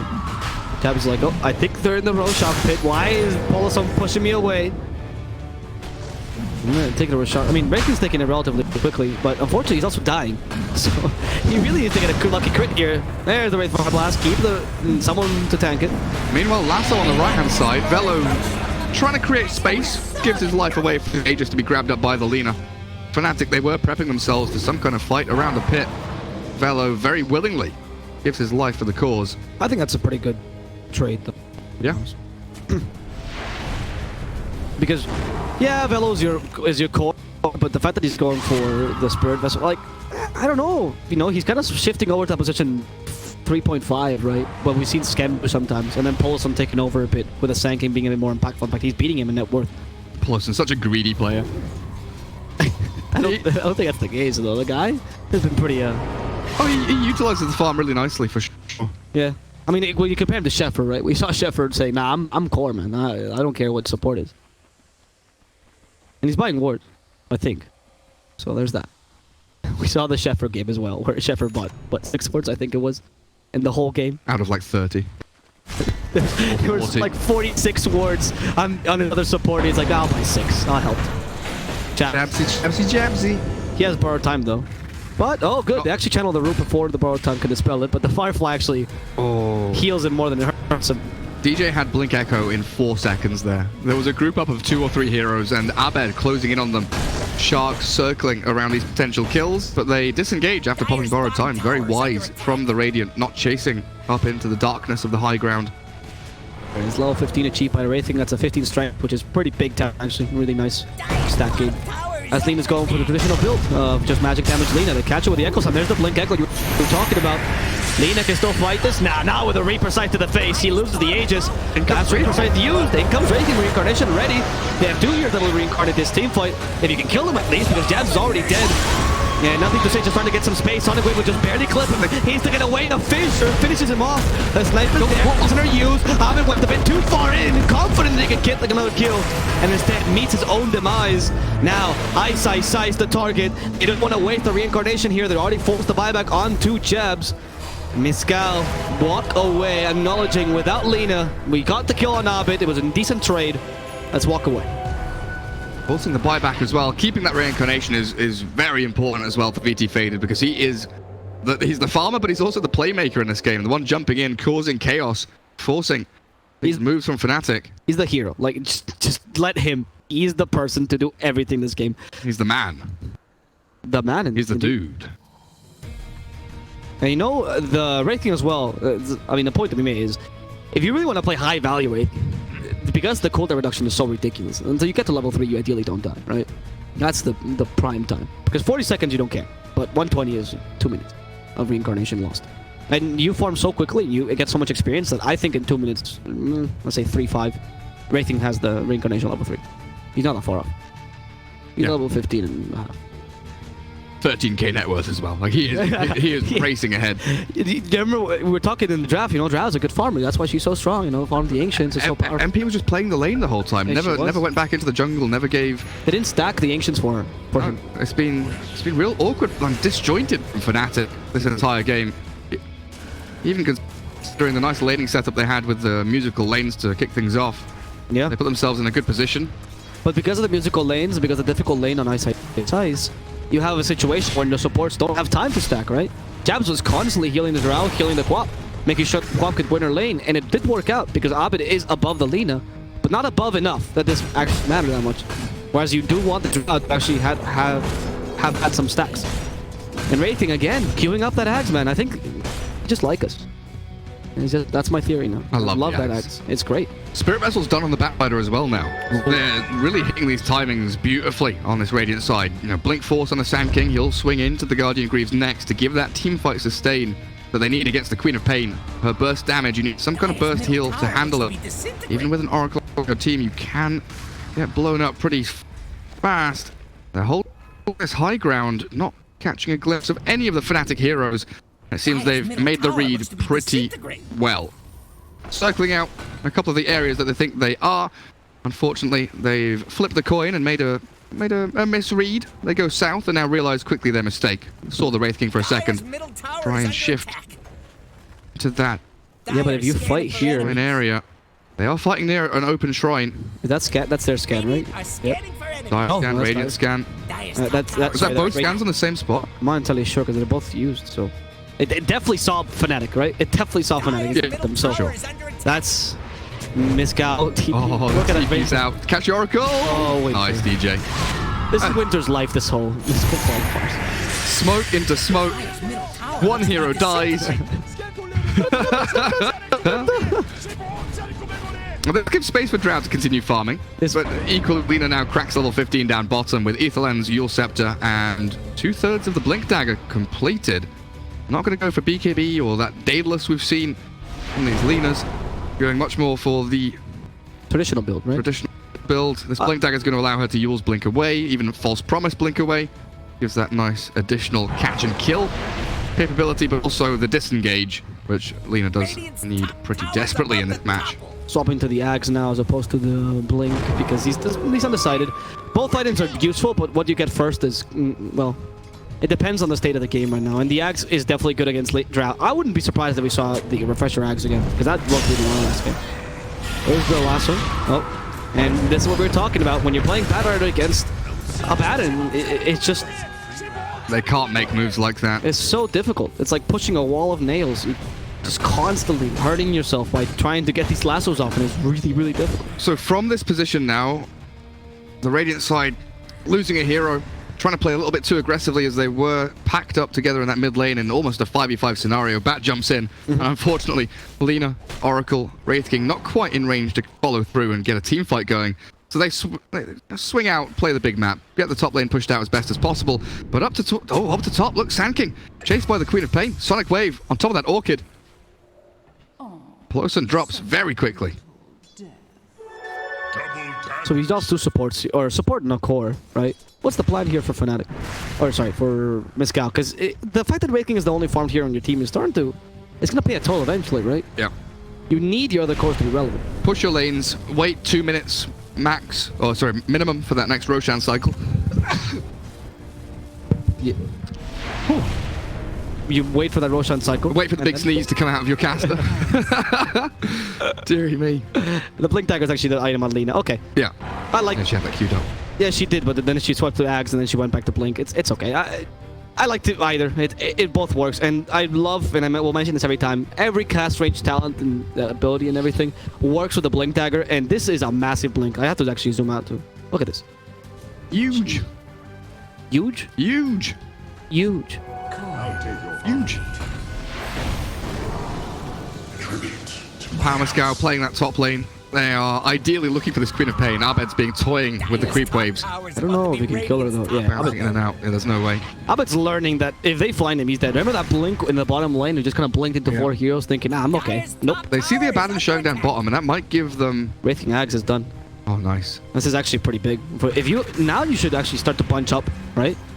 And then go into 5-on-5 engagements, try to take advantage of the early Ags. It's such an impactful thing. What ward are you looking at? Oh, the Winter ward.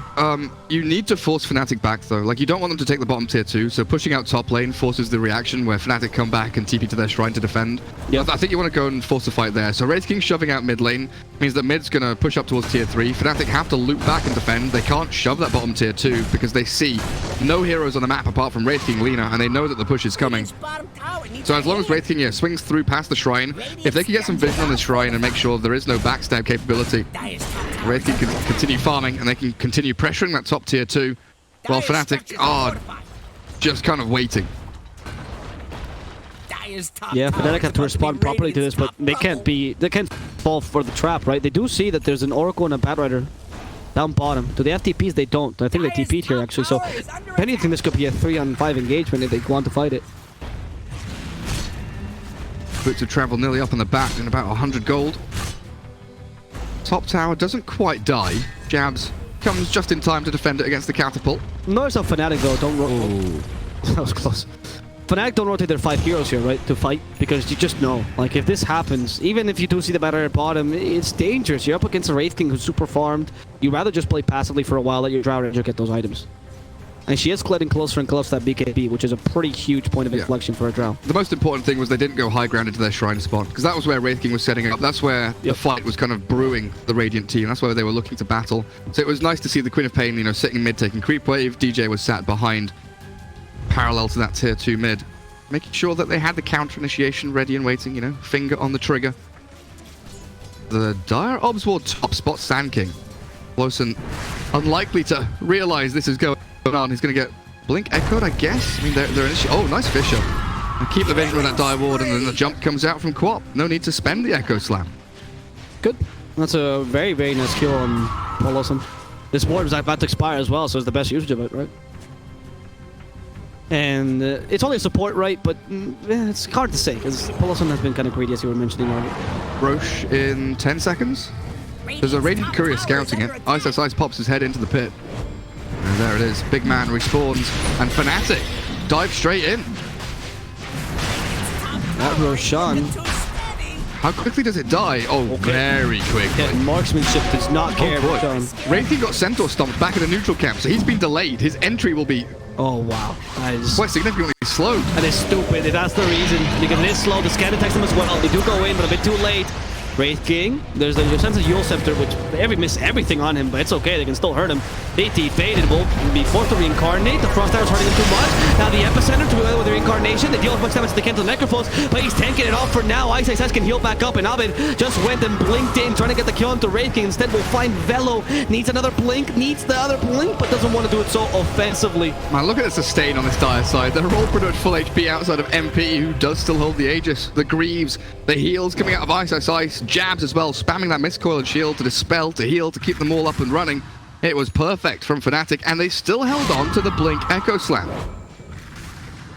They take the Aegis, they take the cheese, they force the Radiant back, but yeah, the Skellies got him stomped, and the stomp meant he couldn't TP immediately to that Roshan fight. 2 seconds. 2 seconds difference, and VT Faded could have been in that pit stealing Aegis. Fortunate series of events. Now we're looking at the Radiant team on the back foot for what feels like the first time this game. They've been ahead for a solid 20-25 minutes. Yep. Fnatic now in the driving seat with Abed holding cheese. His fresh BKB did get shown off in that fight, so that will not catch the Radiant by surprise in the ensuing battles. Most importantly, you have a Queen of Pain that is leading, but close by is Necrophos and Drow Ranger. So this division of farm for Fnatic makes him a much harder lineup to counter. You can't just kill a single hero. As we saw in the team fight, the VT Fit is not there. I mean, Lina did nothing to the Necrophos. Literally nothing. They had to use all their spells on the Necrophos, including the Guna play, and he could still go shot and be back into the fray. So you're in a position where you need to get the Lina to be useful, and she hasn't really been able to farm much. Velo, similarly, is really just the last that can get dispelled by a Phonic Shield. Palmescow are maybe waiting for the Axe to start the next initiation if they do want to keep on fighting this. But you were saying it, you know, they have a window opportunity earlier, but it's starting to fade away from them. Yeah, Fnatic hitting their stride a little bit. Net worth difference is minimal. Really nothing in it in terms of the metrics, but it's these items being picked up by Fnatic, progressing them even further forward. The Pike, the BKB on the Drow, Manta style not far off. Queen of Pain's next pick up the Shiver's Guard, it looks like Abed is angling towards. Attack him up against that Wraith King. And the Lina's right click somewhat. Necro has a heart queued up. Ice, finish your pipe, buddy. I hope he has it on Courier, to be honest. No, he doesn't. He just has heart queued up. You don't tell Ice what to build. He wants to be a chunky boy. And he was almost unkillable before. I don't think a heart will just make you entirely done. And the thing is, Pipe is sort of useful, right? Against Bad Artist Sanking and Lean. Yeah, it's just no justification. Yeah, Pipe is It's really good. super It's nice. Oh, wait, there's a lasso here. And the immediate dispel. Photic shield. And Wraithking still wants to walk in, but the kill's a bit difficult. The only stun they had has been used. Velo, acknowledging what's happened in the last few team fights, he decides to back up. And another showing there of why picking Batrider as a position 3 in this Abaddon feels pretty bad for Velo. Every jump he makes, as long as that Jab's Abaddon is nearby, it's going to get dispelled, and the target's going to get healed up as well. There we have it, Shivers for the Queen of Pain, as Wraith King does complete the Assault Cuirass and Aghanims for Lina, so this, like you were saying, is a nice little timing, nice little power spike for the Radiant. Let's see what they can do off the back of it. She's also close to level 20, which is the 14% spell amplification, right? Which means the Ags is going to be even more impactful. I don't want to calculate it, so I'm just going to wait till she gets it and then see with the ult how much damage that does. So they're going to want to time this. 1 minute until Aegis. They know that Fnatic will be setting up for an objective somewhere, and the fact there's nothing bottom, nothing mid means it has to be top lane, right? Process of elimination, top tier 1, top tier 2. I want to see the Radiant team smoke, play with this item timing, and catch them off guard. Maybe try and kill that Drow Ranger as the Aegis expires. They're not going to be able to get through the front lines, multiple front lines. Abaddon, Necro, Earthshaker, and even Queen of Pain blocking the advance of this Radiant team. Oh, but there's definitely an attempt by this Wraith King going into Ice size. Not the best target. Reapers have been used only on the Sand King. Not a big deal. However, this Wraith King might just lose his first life now. No use from the rest of his team. Here comes the axe from the Wraith King being useful. Finally, a second burst like the ghost of the Sand King. But it is a Wraith King completely alone against the whole team. Phosphorus finally gets used. Abin has cheese. He has cheese, and he also has the blink. He's going to be able to get away as they destroy the Lina in the backlines. Lina, been stunned. Her go's not too useful just yet. He faded, will get killed second time. Fnatic showing why they are one of the best in the region. Coming back into this game, yes, the ghost from that Aghanims on Wraith King allowed them to get another couple of stuns here and there. You know, Burst Strike, great. Captures a couple on the tail end of that fight, but Fnatic just out-sustained them all. Pipe up for the Necro. Greaves, I don't think even got used there. It's still off cooldown for the Necro. And they're looking to try and catch the bat. There's the Fisher to cancel TP and an additional kill in the mid lane for Abed. And with that, Fnatic gets a team wipe. Drow, mother freaking Ranger. Well, like, Wraith King buys an Assault Cuirass and Drow's just like... yeah, try getting to me. I mean, there, it was just all Fnatic. You're mentioning there's a reason why they're the best team in the region. The Queen of Pain completely control on them. The lack of Lina being anything, just do something in these team fights. It's not really her fault as much as performance doesn't allow her to have the damage. Without a Pike, without a Lincolns, without a BKB, she gets jumped on, gusted, so easy, yeah. Fissured, blink echoed, whatever it may be. Honestly, he's trying his best for some. Oh, can he actually get the kill onto Abed? Nah. Well, better as a blink, yeah. maybe, yes? Nah. No, Six silence. He didn't have a lasso when he jumped in. Come back, just pop back, dive back without a lasso.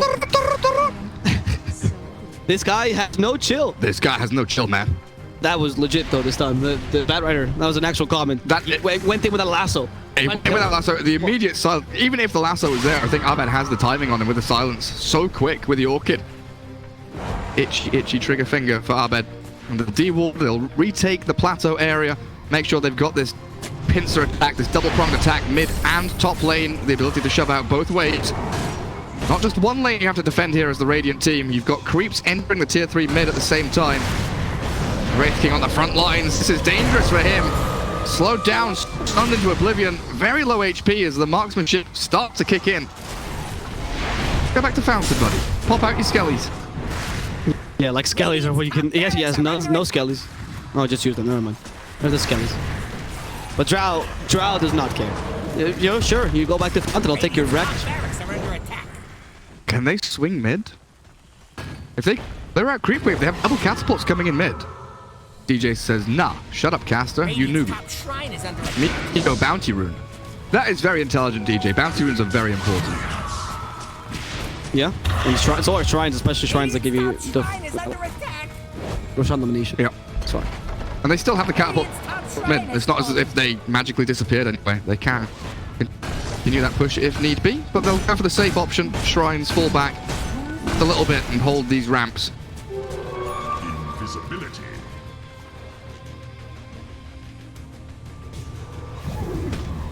Thank is trying to finish up his guarding creeps now here in the bottom lane. When was the last Blink Echo we saw? Because I feel like DJ has been holding this for ages, for eons. What? The Blink Echo. He's used it in the Roche pit like 5 minutes ago, but it feels like he's been very patient with his next Blink Echo. They've been winning fights without it, basically, is what I'm saying. He knows what they need. Like, he knows it's the only stun they have, right? And that's, like, huge. You don't really have anything else. You just don't. Stop the lane and The Wraith King? He's very far out. they could kill him. I mean, they have to kill him twice, though. He's like, I'll cancel your Linkens for this. That attack speed from the Drow on that Queen of Pain is actually pretty insane. Time to finish off the Bloodthorn. Oh, he's going Mjolnir on Queen of Pain. Use that attack speed for something glorious.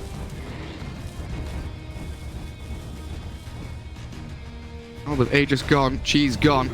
We get back into that beautiful time of the evening where we're all waiting around for Roshan to reappear. Radiant are scanning for enemies. Fnatic.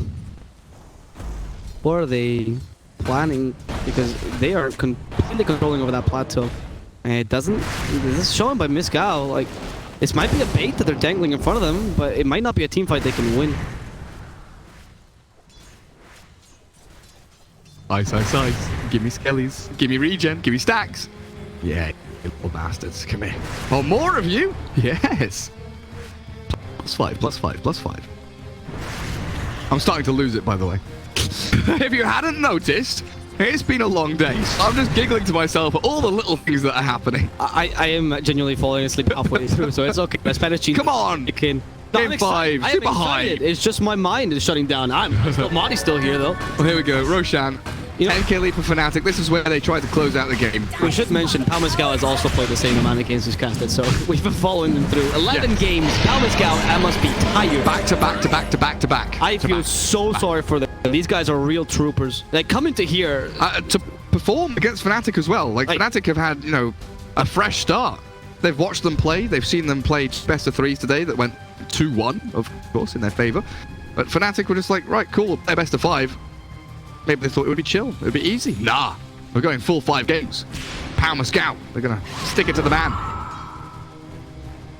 Here comes the death push. Aegis Drow. She's on the Quap. And Refresher Shard on Earthshaker. Yes, it is. Double Echo Slap. Ready and waiting. Okay, what will Fnatic do now? I mean, they are starting to really close in. You see this area starting to really close in for them. And it's only really Wraith King and somehow Poloson, this brave little Sand King who's starting to push out the lanes, but it's so difficult for them. With the Shadow Sword as well, actually makes it even more pushing. And I think they're actually waiting for level 25 Queen of Pain. That's actually pretty huge. Is there a tome on Courier? No. There's a heart recipe and I guess the majority of a butterfly coming. That's also pretty big. What is that? MP Butterfly? Yeah, MP Butterfly. He's got the Eagle Song already on. Oh, so no buyback though for MP. I guess he has Aegis. Aegis. Be fine. Yeah. Nice attempt by DJ, looking for that Sand King. Doesn't quite line up the fish as he needed. Yeah, I think you're right. 25 Queen of Pain is coming soon. It's very massive. Like the Scream of Pain with 1.5 second fears, especially for Wraith. Back, like you stop all of the combos. You stop the Epicenter Burrow Strike, you stop them retreating and playing back and forth.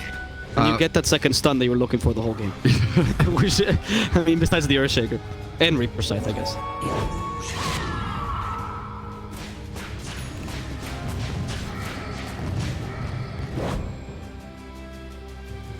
Poor Winter.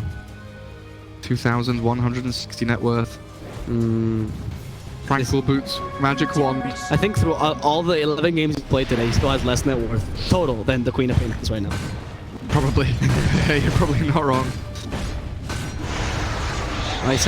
Okay. I mean, they can't kill him though. That's this. You'll have to just do like a no. They're playing around here.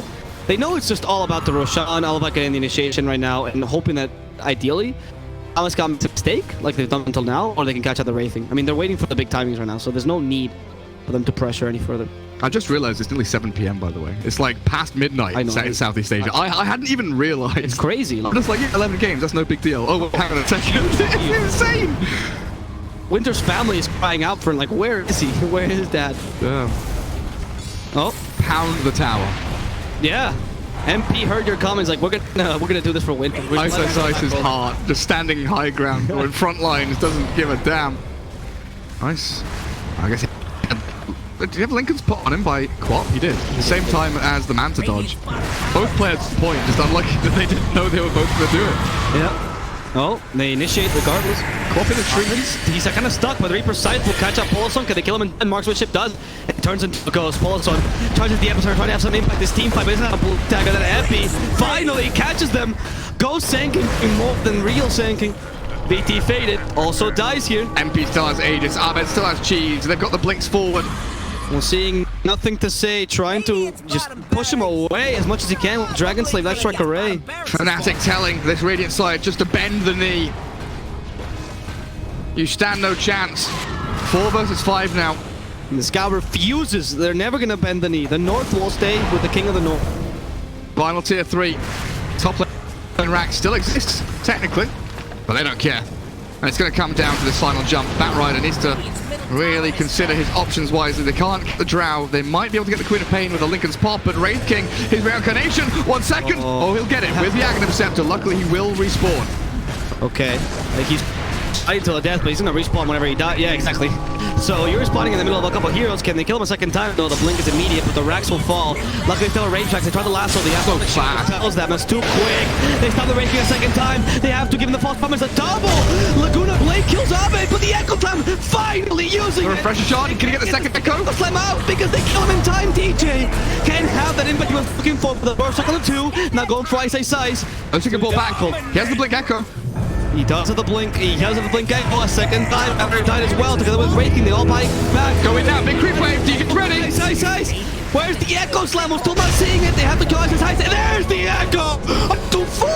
Destroying Mescal. That's game. Them to pieces. DJ shuts the door. Mescal has nothing to do but wait for their losses. Buy back your Sand King. Buy back your Oracle. Bring the Wraith King to the fight once more, but you can do nothing to stop Fnatic. They don't care. They believe in no god. Their only god is DJ. Fnatic have just done it with a grace of an Echo Slam. 5 games. 5 games. And after 11, Palmesgao tried so hard far, and it was a very, very commendable play. That was a challenge for Fnatic. A lot of us thought coming into this that